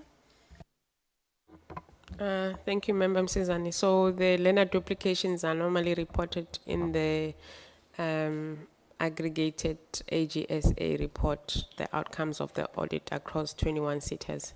So they would normally have specific amounts per SETA and also across the system. They will be able to quantify on their side. We don't have that information to share with you right now. Okay, then on the same topic of learner duplication, in your presentation it revealed that there was an increase in learner duplication or duplicated IDs from 0 in 2024 to 249 in 2025. Now, I would really want to understand what happened, why the increase from 0 to 249 in 2025. What explains the increase? Was the system somewhat more efficient before 2024? Then obviously, then what can we learn from that system onto the onboarding of the SETAs that is currently underway? Thank you, Member Msizani. That extraction in the presentation actually came from the AGSA report for that period. So it would have been the 2024-25 audit outcomes for the SETA system. That's where we got that information. I would have to speculate, as I don't have the report in front of me, to indicate what was attributed from moving from 0 to that amount. But that information was put in the presentation to demonstrate how prevalent the issue is and how important it is for us that we deal with it. And we're also saying on that the integration with the Home Affairs system will allow the system to be able to cap that occurrence. Normally learners move from one program. It could be for a better opportunity in another SETA. Sometimes they will hop off to another because of the stipend. So normally they look for programs that offer higher stipends. So these are the challenges that we normally faced with. Sometimes it's also about geography or location of the workplace. How far is it from where I stay? How much is it gonna cost me to take public transport and get to work and come back? Will I have something left over for me to live on? So sometimes they are faced with those choices, so they will leave one program and go to the other. In very isolated programs, you find somebody moving from one short program to the next, because you find those short programs that are 3 months. Once you complete, you can go do another program. But according to how the system is designed, you shouldn't be doing another program with another SETA once you've completed a program with a SETA before. You're supposed to just do one program once and move on. So we find those in the system. That will be my speculation without directly quoting from the AGSA report, member, because it's not in front of me. So acting CEO, like I said, we're in a good mood. Ordinarily, I would have stopped you because I really can't depend on your speculation, because I would have appreciated a diagnosis that would have been done for this assessment. Then you would have given me a response as a accounting officer. For you to give me your speculation or your assumption, it's very dangerous for you, given the circumstances. But I'll take it for now. Is that fine? Yeah. So the costing model, which has been concluded according to your presentation and approved, is being incorporated into a service level agreement? Yeah, that's what your presentation said. What is the estimated cost of the integrated learner system, and from which budget allocation or item will such costs be financed from? Or has that been established on how you're going to finance it? So thank you, Member Msizani. Again, our acting CEO will take you through that. Thank you. Thank you, Member Msizani. Maybe let me correct the previous statement. What I referred to as speculation is based on our finding from our study at MICT SETA. So I was indicating that because I wasn't sure exactly on the aggregated report what AG was saying. But definitely the information I shared with you is factual from an MICT SETA perspective. In terms of the costing model, yes, though the costing model is now incorporated into the SLA. So those SLAs have been prepared by our legal manager. They are waiting for the finalization of the IP issue so that it's clear in terms of going forward how that will work, because the costing model has financial implications. It will have a bearing on the IP ownership. In terms of the estimated cost, I did indicate that this is funded through a research chair through the offering of bursaries. So we have offered bursaries through this research chair with TUT for masters and PhD students who do their research in ICT to be working on our system. The cost to date is estimated at 6 million rands, Member Msizani. In terms of the budget, this will be coming through from the discretionary grant budget. Ngiyabonga, CEO. Maybe Chair is my last question, or maybe just to put an emphasis on one, then my last question, which is straightforward, Chair. It was regarding the. You have 1 minute. Yeah, so it's with regards to the participation of other SETAs, which is something that I just want to emphasize. And I think I won't get to my other questions to the department, but maybe the MOU that we have lead of the delegation does not have the signature of the DG. I'm not sure if there is another MOU that you have as a department and we have one that is not signed. If you could maybe just comment on that one, because we do have a MOU here, but it's not signed.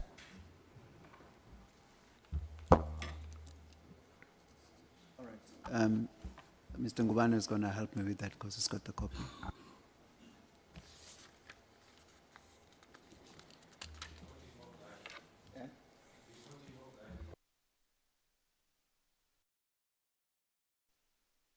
I do have a signed one, I'll forward it.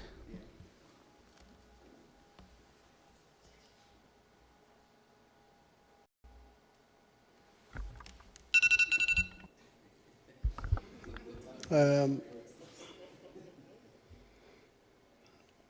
want to give you members, because majority of you are asking for follow-ups.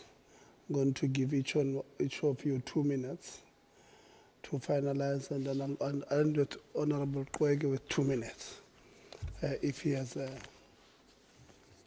questions. So I'll start with you, Honorable Christians. Thanks, Chairperson. I just want to know about we've spoken about the fact that the ICT system will be a consolidated system where all SETAs will be on one specific platform. Now, I just want to play devil's advocate because therein also lies a very specific problem.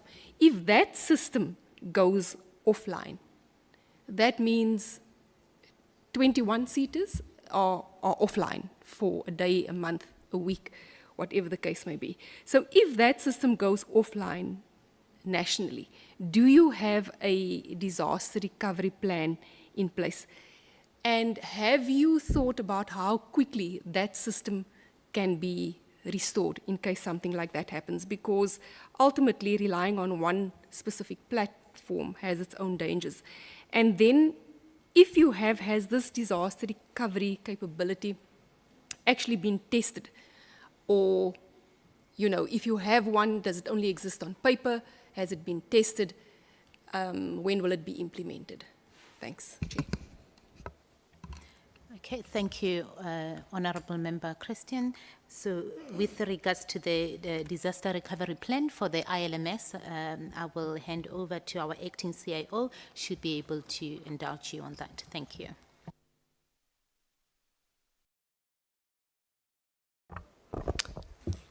Thank you. So we do have quarterly disaster recovery tests that we do for MICT. That includes the website and the ILMS. And then with regards to the ILMS, there's also an instance where it kicks off in case the main site goes offline. It kicks off within, I think, 2 minutes or so, so that it will be able to continue business as usual. Thank you.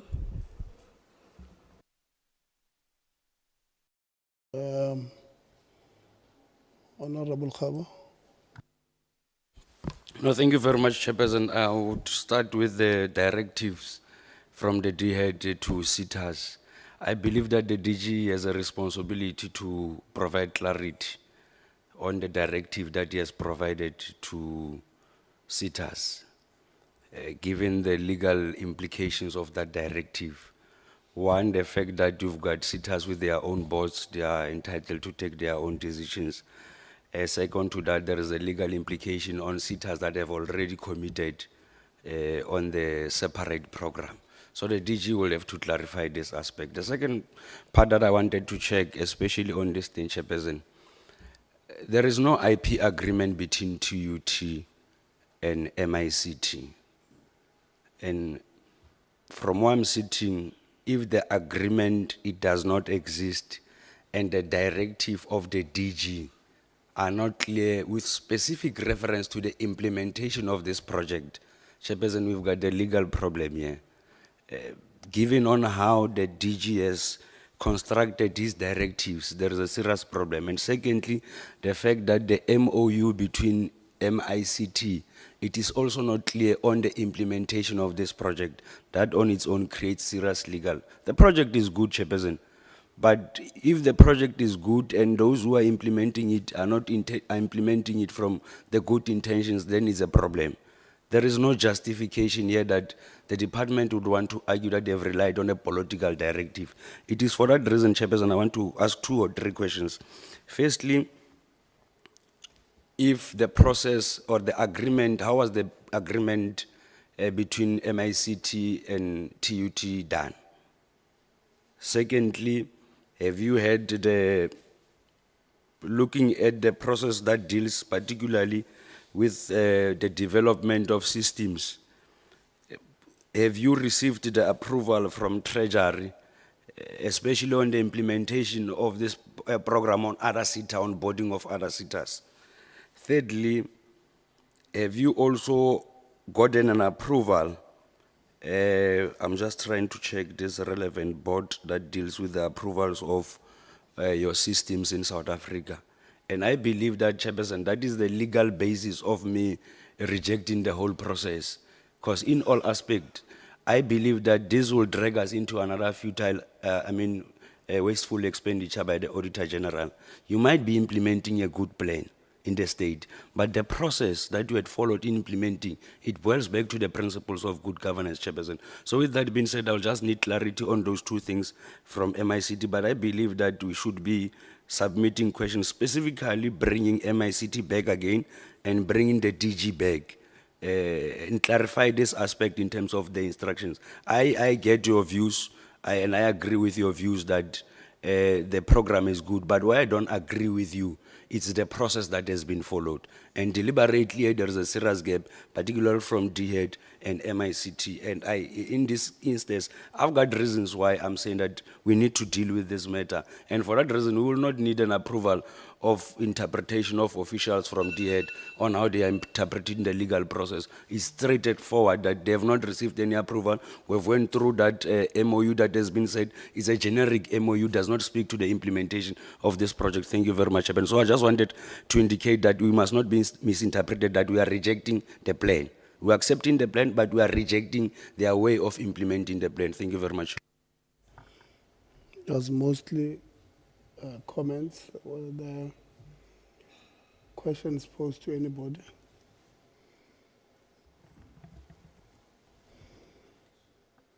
Okay. Would you? Okay. Thank you, Honorable Chair, Honorable Member Khabo, for that question around the IP contractual engagements that are ongoing. Is this something acting CEO will take, or should Manager Compliance and Legal? Manager Compliance. Okay, Manager Compliance and Legal, Ms. Mlawe, please indulge Mr. Khabo with those two questions. I understand it's just the two that relates to us. The other is for DHET. Thank you. Thank you, Member Khabo and Chair. So insofar as the legal relationship between TUT and MICT SETA, perhaps maybe let's go to the genesis of it. It started through a memorandum of understanding that was concluded between TUT and the SETA in 2023.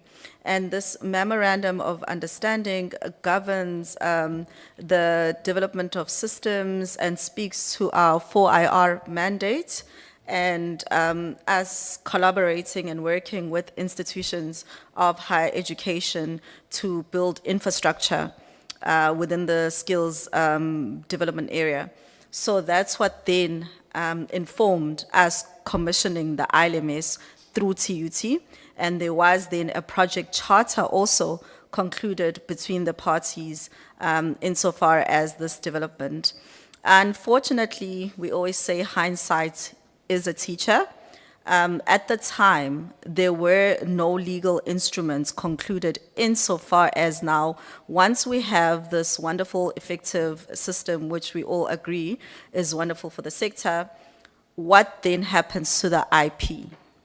And that is the conversation we are now constructively engaged with TUT, and the parties are amenable to reaching a conclusion given the implications, especially the operational implications, and wanting obviously success for the sector. So as our presentation did outline, we are committed to those engagements, and they are at executive committee level and with our accounting authority as well between the parties, and it's something that is being prioritized. But what governed our relationship and collaboration was the MOU that was concluded in 2023. So, Chairperson, maybe for interest's sake, how long have been these discussions dragging, and do I understand you correctly that the initial MOU was for the implementation of the fourth industrial revolution? It was never about the implementation of this project specifically. It's just that during the implementation of that MOU on the fourth industrial revolution, there was this other issue that came up. Is that how you, am I right to understand you in that way? Not necessarily. So the MOU covers system development infrastructure capabilities, which then form part of the 4IR mandate, rather. So that is very broad and would then be inclusive of any system development that has been commissioned by the SETA through any of our research chairs. As we've said, that we run these programs through the research chair program. Was there another point to that? Yeah, Chair, there was a question by Dr. Christian, which I think didn't receive the proper output. She asked that consolidating all these data for all these sitters, where is the DR sitting? Is it the one that is sitting with the Dube trade port for primary failover in DR? And if that's the case, is that genuinely geographically redundant according to your ICT standard? And what is the POPIA compliance and where competitive bidding done to that? What's the status on that, especially for such a system as this that will host data for all other sitters? Thank you, Honourable Member, for that question relating to the hosting and the competitive process around the hosting of the environment of the ILMS. Acting CIO, this is something I believe falls within your forte. Thank you. Thank you. Currently, we are hosting at Azure. We are planning to move all our applications, including the ILMS, to DHET Trade Port, but we haven't moved to migrated to DHET Trade Port as yet. And then, so Azure has an instance for each SETA, meaning that for DR, MICT LMS, we have an instance for failover. Agri-SETA, CAT-SETA, and FACET, as the piloted SETAs, they each have their own instances for failover. So when the other SETAs, maybe 21 SETAs, are all onboarded, then they will have their each instance for failover. Thank you. So for this system ILMS, currently there is no DR for it. We do have it. It's sitting at MICT SETA or the one at DHET Trade Port. MICT SETA via Azure using MTN. We haven't migrated as yet to DHET Trade Port. We are still in that process. Okay.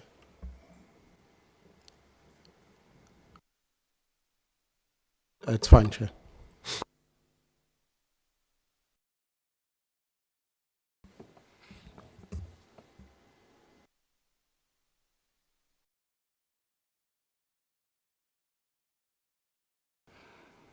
Yeah, no, ngizobuza imibuzo emithathu ngokuphuthuma bese ngilinda impendulo.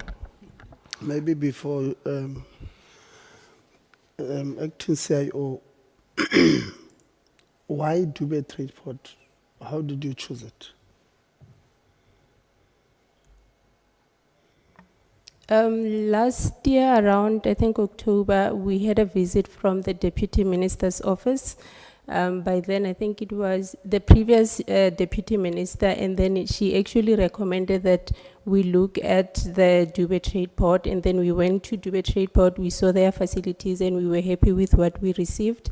And then from there, we started writing the specifications that we needed and the proposals. But currently what we are doing as MICT is that we are doing an RFI assessment to compare along the market-related, to do a market-related research to check if the costing that DHET Trade Port is providing is equivalent, and also are we going to get the same benefits. But it was a recommendation from the previous Deputy Minister. So your specifications were developed from DHET Trade Port?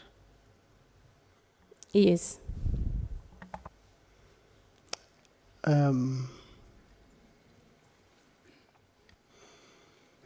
Yeah, that's a problematic. So tomorrow it means, okay, you want to say something? No, thank you very much, Chair. And I think when the executive finally presented to the AA on the why DHET Trade Port, it was also expanded that is because DHET Trade Port is it's a governmental facility. So it actually even reduces cost on the intergovernmental procurement processes. But also we actually got comfort because DHET Trade Port also hosts big entities like the airlines. So the credibility of DHET Trade Port itself actually resonated with us as an AA, and that is why we actually agreed that we might as well go with DHET Trade Port because it's not a profit-based entity or organization. Thank you, Chair. Okay, so if a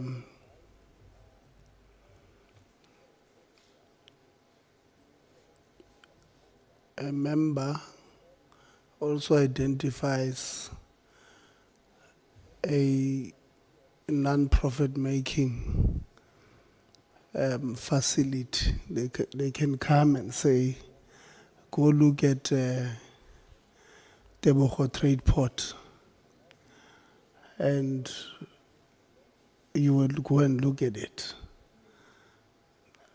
My challenge with this thing is that you'll create problems for yourselves unnecessary. The intention might not be malicious, but you'll create problems for yourselves, because this is a public entity.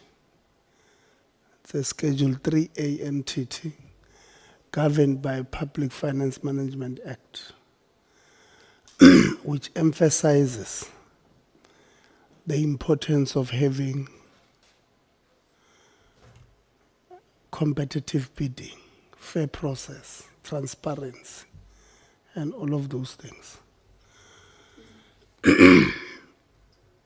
So if you are not careful, I can see that you guys, you think you are doing it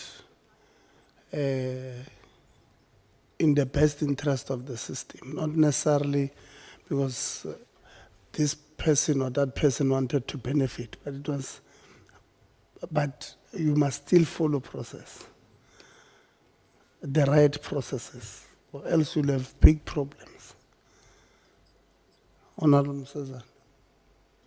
Angibonga Sihlalo. Umbuzo wami wokuqala uya ku-department ngize ngiyayiphumuza MICT nosihlalo ephumule manje. Department ngibuza ngama-resolutions e-P20 ye-Youth Parliament, where it is indicated that 200 million was ring-fenced for students with disabilities.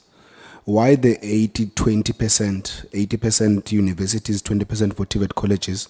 Secondly, does the 200 million cover not only accommodation and allowances, but does it also cover the cost of other valuable, other incentive devices that are needed by students with disabilities? And secondly, the annual reporting that was recommended in the reports, when can we expect the first report as it relates to the use or the allocation of that 200 million for students with disabilities? And lastly, Chair, the report lacked the related data for universities as it relates to rape cases.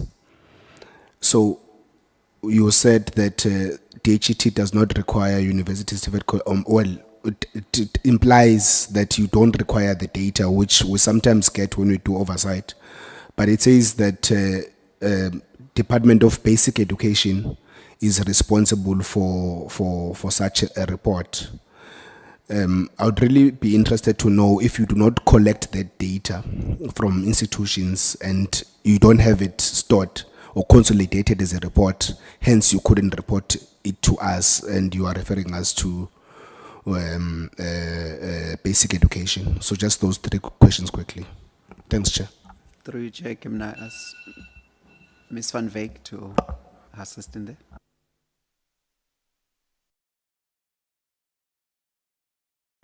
Thank you, Mr. Chairperson. I'm looking at the university branch next to me to answer some of the questions, because I will do it to the best of my ability. Why the 80-20% split is, if we recall, is that NSFAS in the beginning was only for universities. And so that is why I said there's a gradual increase with TVET colleges. If you look also at the ratio of TVET college allocation of NSFAS compared to universities is also less than that. So that is the reason why there is that 80-20% split.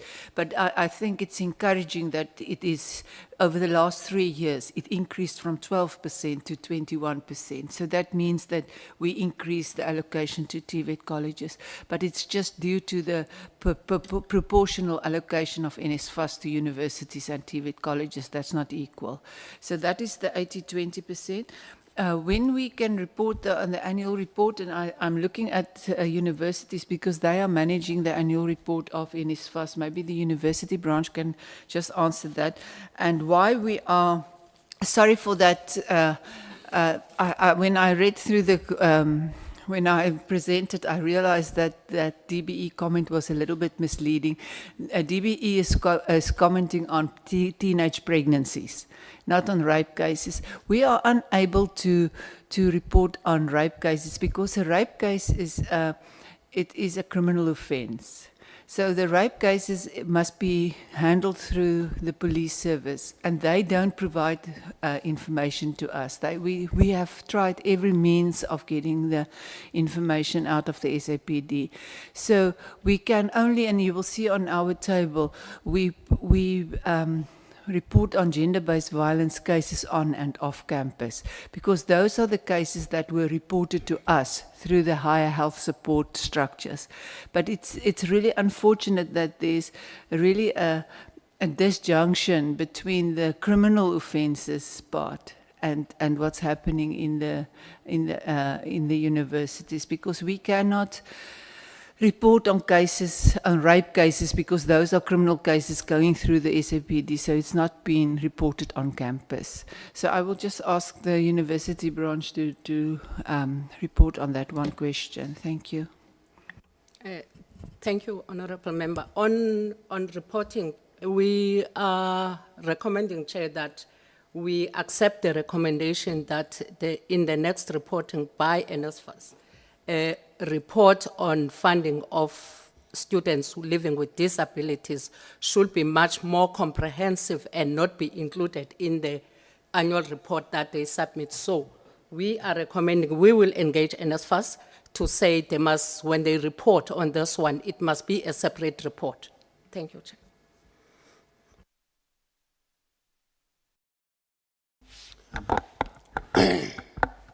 Just, Chair, so that it doesn't, we don't live with an impression here that the executive issues orders that might contravene any existing prescripts. So our information we have is that the SETA before, MICT SETA before exploring further to the point of considering the recommendation that was provided by the Deputy Minister, they first went to State Information Technology Agency to assess if it could come in, given the legal mandate that the SETA has, State Information Technology Agency. And after then, they also considered the Dubai trade port. So, you know, I wouldn't want us to live with the impression that they acted on an instruction that would maybe interpreted as having gone against any prescripts. I thought I would just leave that. Thanks. No, the impression will be right. They have acted on, because if the Deputy Minister had not said they must go to Dubai Trade Port, they would not have went there. That's the point. So if, for an example, I say let's go to Tebogo Trade Port in Midrand, and I say to you, you will not be far, you'll be here, give reasons. You'll go to SETA in Centurion, and then they say, no, we can't host you. Then you'll still go to Tebogo. So that's this one I see here, because you'll not win it. It's something that we must learn from. That this is a Schedule 3A entity governed by certain laws. And those laws are not decorating, they must be respected. I want to close, Honorable Khabu. You said you have a, Mine is simple, Chairperson. it's also too legal. No, yeah. In fact, what the official was saying, it's in fact not an impression. A true reflection of the situation based on evidence. Yeah, that instructions are being taken out verbally and people don't follow the process. Chairperson, mine is straightforward. I wanted to check on the 10, those that has already been onboarded. Do you have a service level agreement between MICT and them, and can we share it with us if you have it? Thanks, Chair. Thank you, Honorable Member Khabu. Manager Legal, can you please just respond? Thank you. Currently, the SLAs are in draft. They will be issued to the participating seaters. But prior to the issue of the SLAs that are in draft, we did conclude letters of engagement with the initial trial seaters. But we will be issuing those SLAs. We just also wanted to finalize on the outstanding IP matters, so we don't issue SLAs prematurely without having concluded on the outstanding legal matters around IP ownership. Thank you.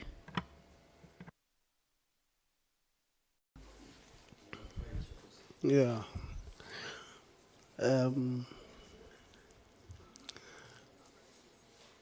I think Anale will write to the Director General and the Minister.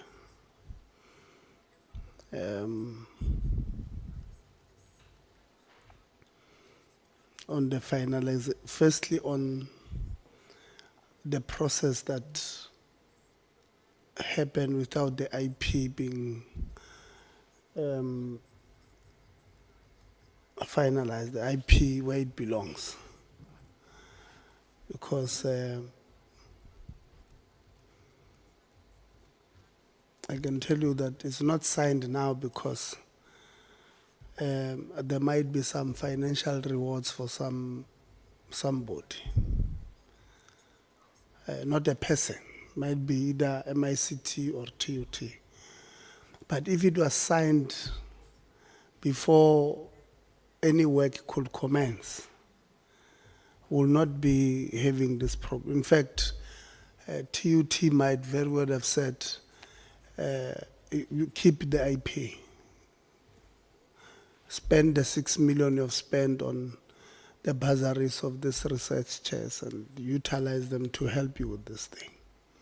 They could have easily said so. But because we might have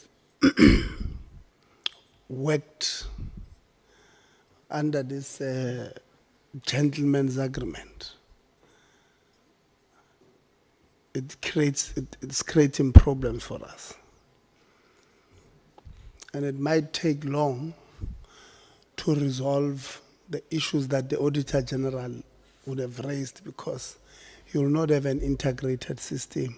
If you can't agree on IP, I can tell you, even me, if I was a seater, I will not come to you when I don't know what will happen tomorrow if my data gets breached, the information of my clients gets leaked. I would not come. And even if the DG releases a stronger directive, they will still not come, and legally they will have a case. They will say, these people can't, we don't know who's this person, the first thing. They've got something here, we don't know who owns it. And in law, we can't, if something wrong happens there, we don't know who we are going to blame, because it does not belong to anybody. In the middle, it's currently as we speak, I was asking Acting CEO earlier on, I was asking you, what is this? Who owns it now? It means that as it is now, it's an orphan. There are two foster parents who are trying to claim the child.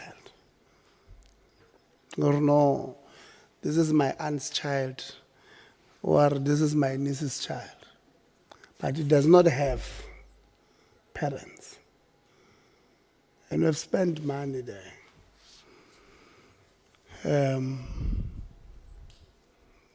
So we must write Anel and inform the minister and the DG to give us, maybe to give us a response by next week Thursday, the 27th, on plans that they are going to embark on in resolving this issue. These are two entities belonging to the same department. If they can't find each other, Khabo was saying earlier on, Honorable Khabo was saying earlier on, as a parent department, you must step in. They are not finding each other. Sorry. For, I don't know the reasons, but I can tell you that it should be financially related, because they said sitters are going to subscribe. Oh, people then saw, here we might have something. And I hope that when you do these things, there's no, well, actually we'll put it in writing. I'm going to ask about I know universities have got what they call third stream income companies. And with TUT, they've got what they call TUTE, the enterprise holding. I hope that they are not going to have some company being contracted by TUTE that belongs to Botebo Khonyana in some corner to have an interest. I just hope that will not happen. And we're going to write to them actually, so that we have it on record.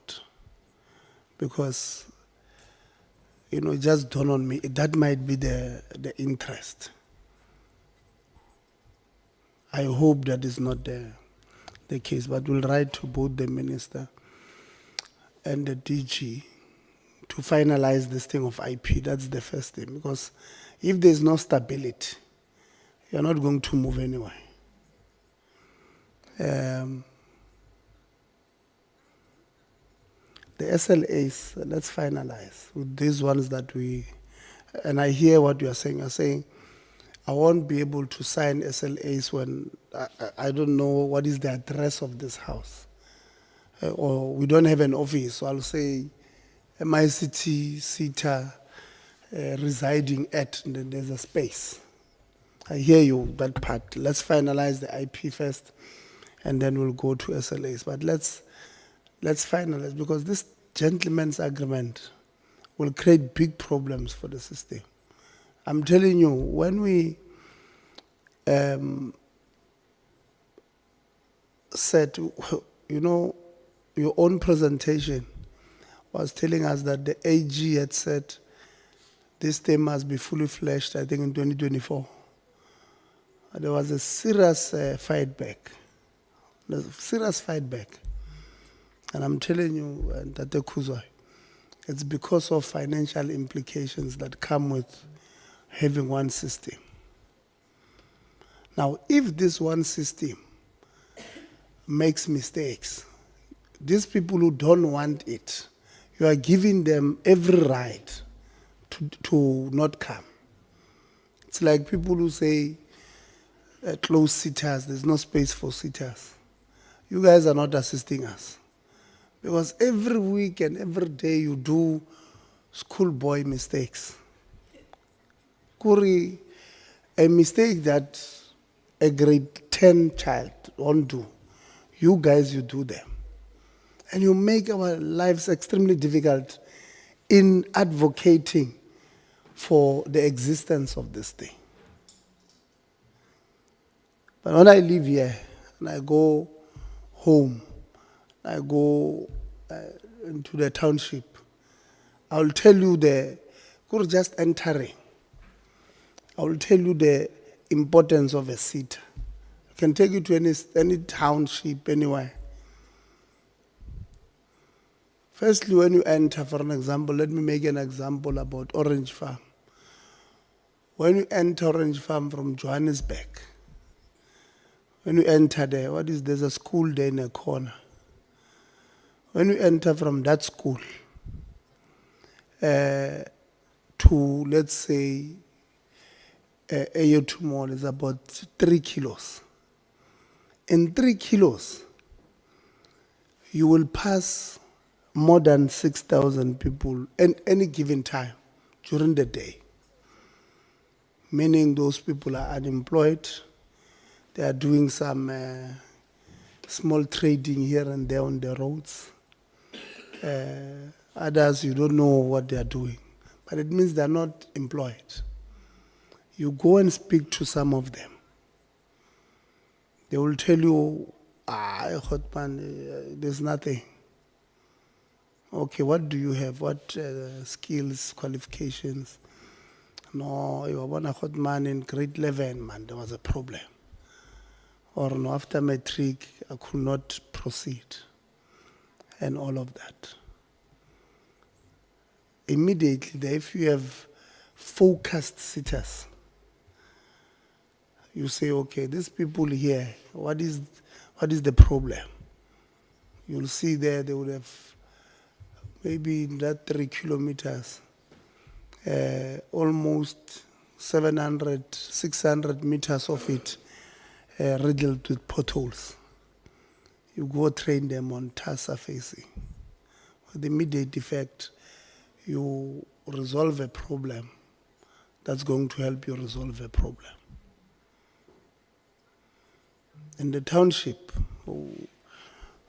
they always extend the RDP houses that government has given them. Put big rooms there, do this and that. When that happens, it's people who build. Let's train people as bricklayers to build there. There's a market. When we do so, they put electricity everywhere. There's some electrician somewhere. When you look at them, but but so you ARPL them. So that there in the township, our people sleep peacefully knowing that this person was trained independently. Yes, but now they've been certified independently. So it means I can afford to sleep here. I don't think my shack or my bedroom is going to burn. Work of the SETA.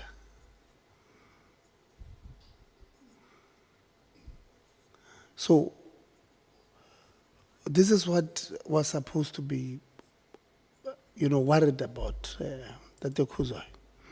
Now we're worried about side issues. So we must, you must help us in finalizing these things. Look, there are people who don't want to come.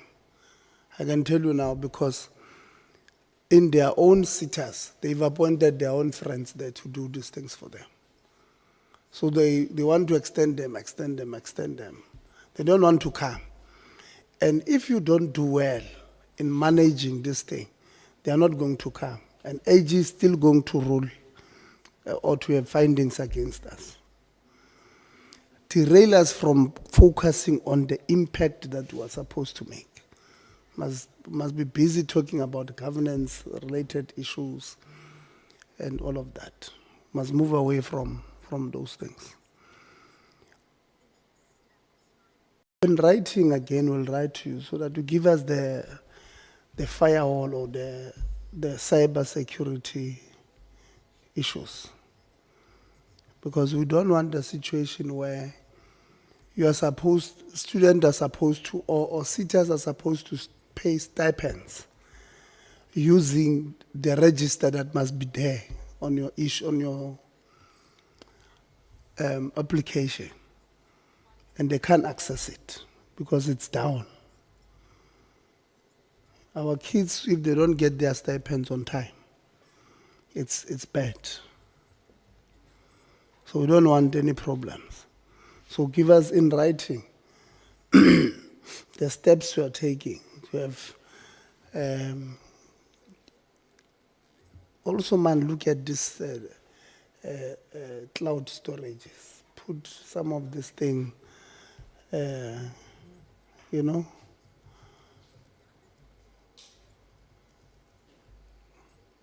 So that, you know, data integrity as well, man. Kore, you know, when you, I'm sure we'll call you back again, I don't know. You know, I said I'm sure and I'm saying I don't know. The I'm sure here was the township meaning. It's different.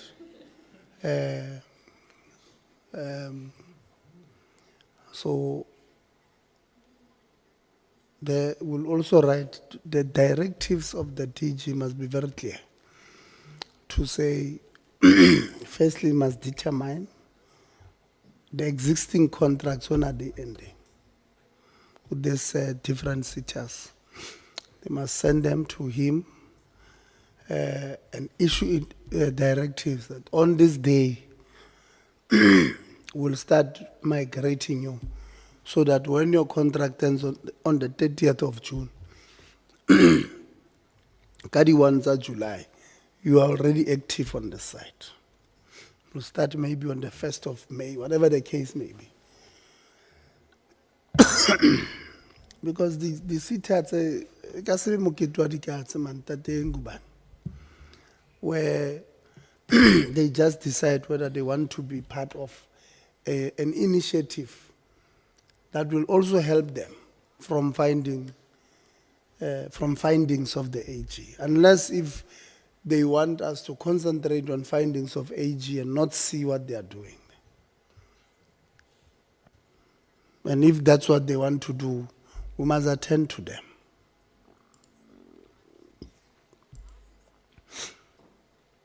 To the department, I don't know, members, how we'll help them, but we must help. You know, the P20 Youth Conference raised concerns about the number of GBV cases, sexual harassment and rape cases in our institutions of higher learning.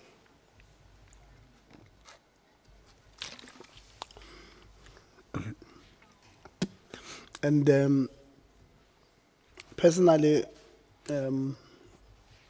I agreed with the manner at which the issues were raised, but also the substance of the issues. There is serious underreporting, by the way, in the system.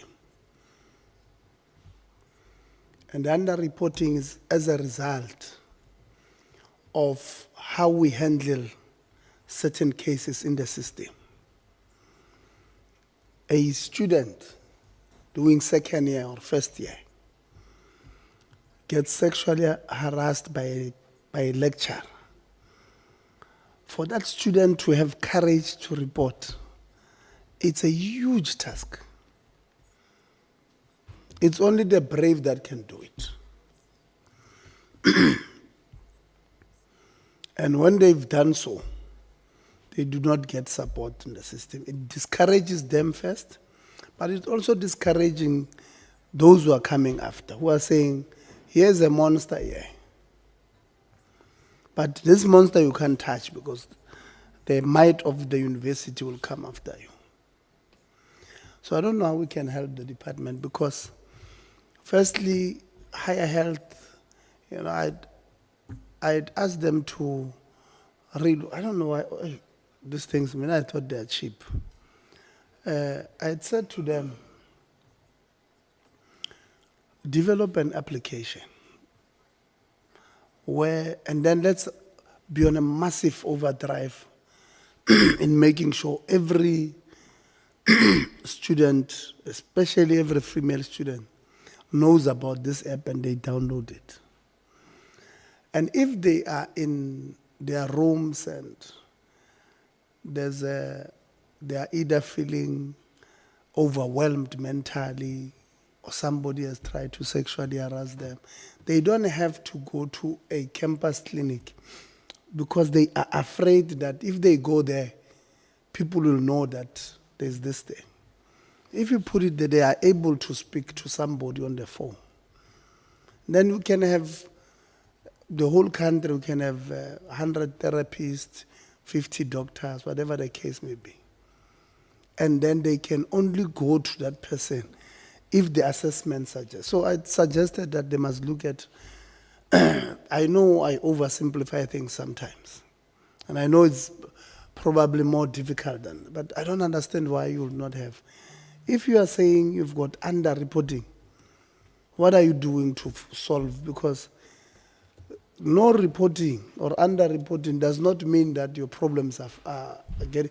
You are going to produce a lot of female graduates from the systems who are very angry at the system, at everybody.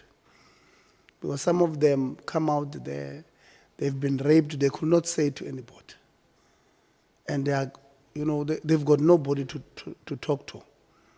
Because they must go and report that a vice chancellor or a dean was, sexually harassing me. They can't. It's a big problem. But they can report it on that and say, if we are seen to be doing something about it,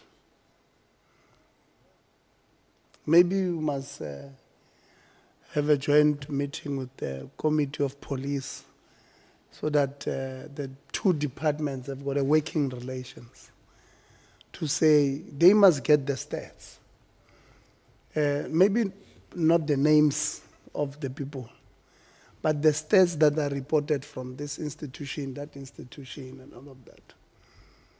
So that we are able to satisfy the recommendation of the P20 Youth Conference. So maybe we'll think about it. But I want to thank you. I did not know about this LCD thing from the department.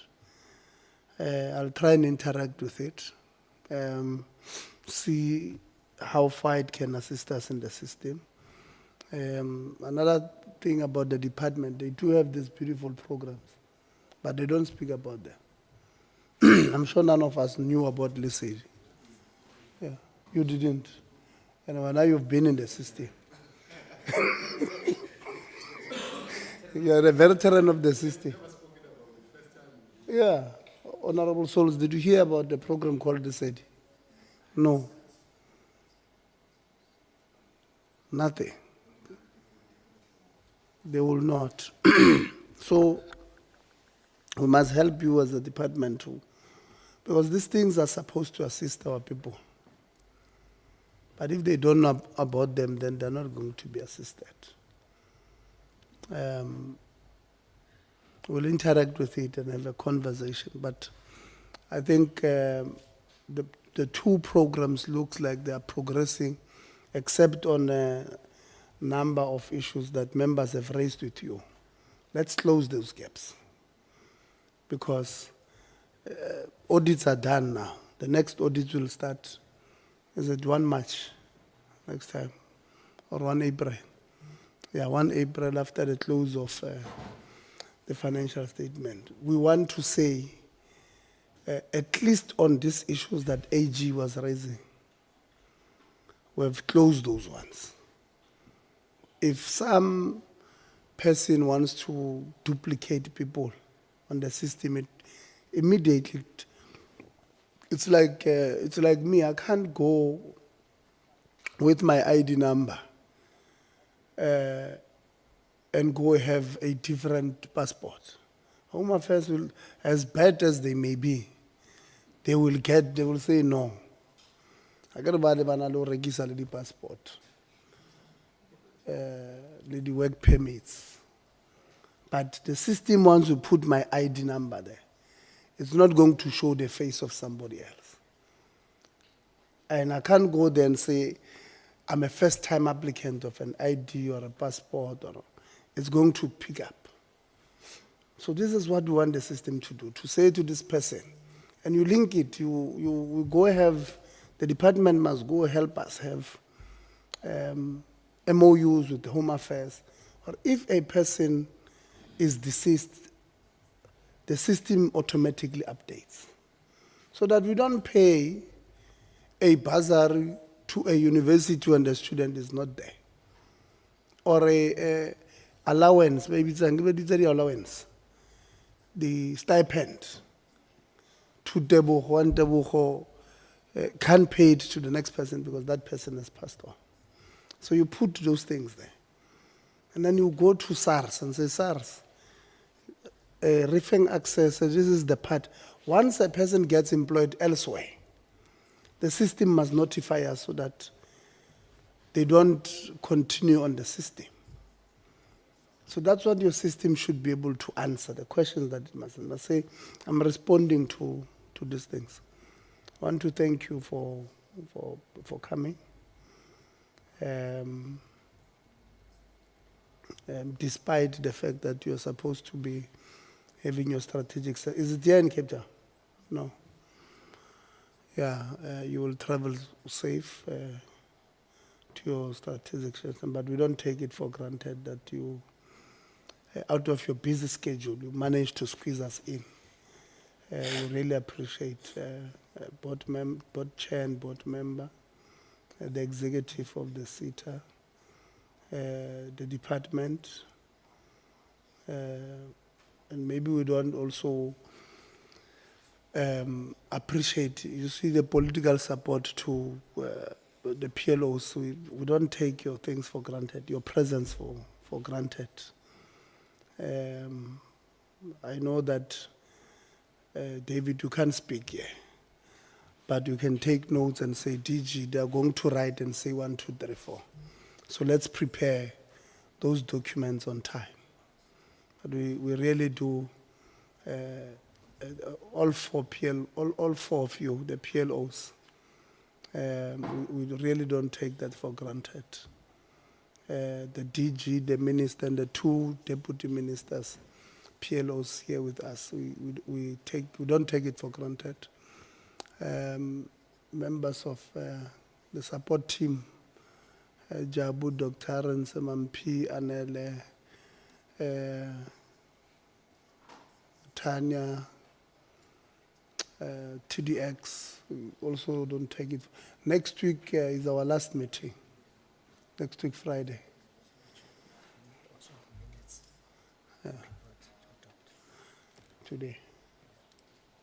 Okay, Anela says you have minutes that he has long sent you, so you know them. That you must adopt.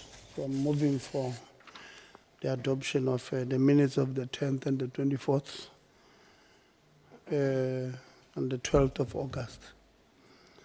Honorable Msezana moves for the adoption. Who's seconding?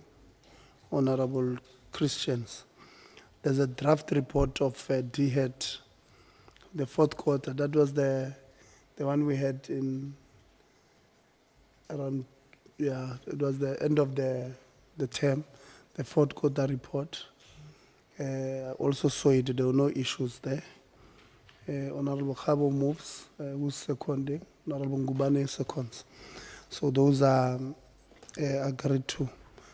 So members, I really want to thank you. We do have a sitting, or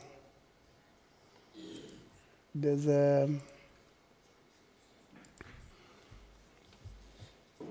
we have members, just an update on our study tour, just a high-level update, that we have requested to go to China in Feb, immediately after the budget debate, the budget speech by the Minister of Finance. We're anticipating that it will be around the 23rd, 24th. of September, of February, and then we're leaving on Thursday, I think the 24th. Yeah, yeah, so that Thursday. And in China, we are anticipating that we'll go to 2 provinces. We'll go to Beijing, meet with obviously the ambassador, meet with the Minister of Education there, a few universities, and then go to Shanghai, universities, TVETs, arrangement, CET-like. But also there we do have a number of South African students who are studying there. Then we'll also have conversations, or do an oversight of some sort where they are studying. And then come back around the 7th of March. So we have sort of agreed on the program now. We will bring it to yourself, but we wanted to apply early so that Parliament doesn't say the flights are expensive and then honorable souls must stay behind. Because now who's going to help me pray on the flight, you see? At least when you are 2 there, pastors on the flight will be okay. Because Bom Cezanne, obviously, praying is a Chair. problem. Please don't mislead the country. There's only one pastor, and that's you. I'm not a pastor. I'm a chief of sinners. Yeah. We might do research during the evenings in China. Yeah, no, doing research has got nothing to do with being a pastor. We're still pastoring and researching. So, yeah, that's all. So next week, members, will be the last week, no? Yeah, we do have a meeting with the SIU on to brief us on the cases that they've been busy with in the system. Wanted to have that meeting. So next week is our last physical. So when you come back in the other quarter, we'll do virtual meetings. I don't like them, but because we are going to elections, I must allow you to go, because Honorable Msazana, when he loses, he says that he's been robbed.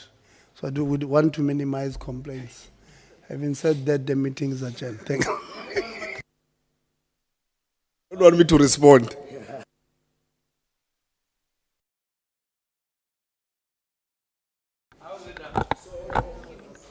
There's some lunch outside, colleagues. Yeah.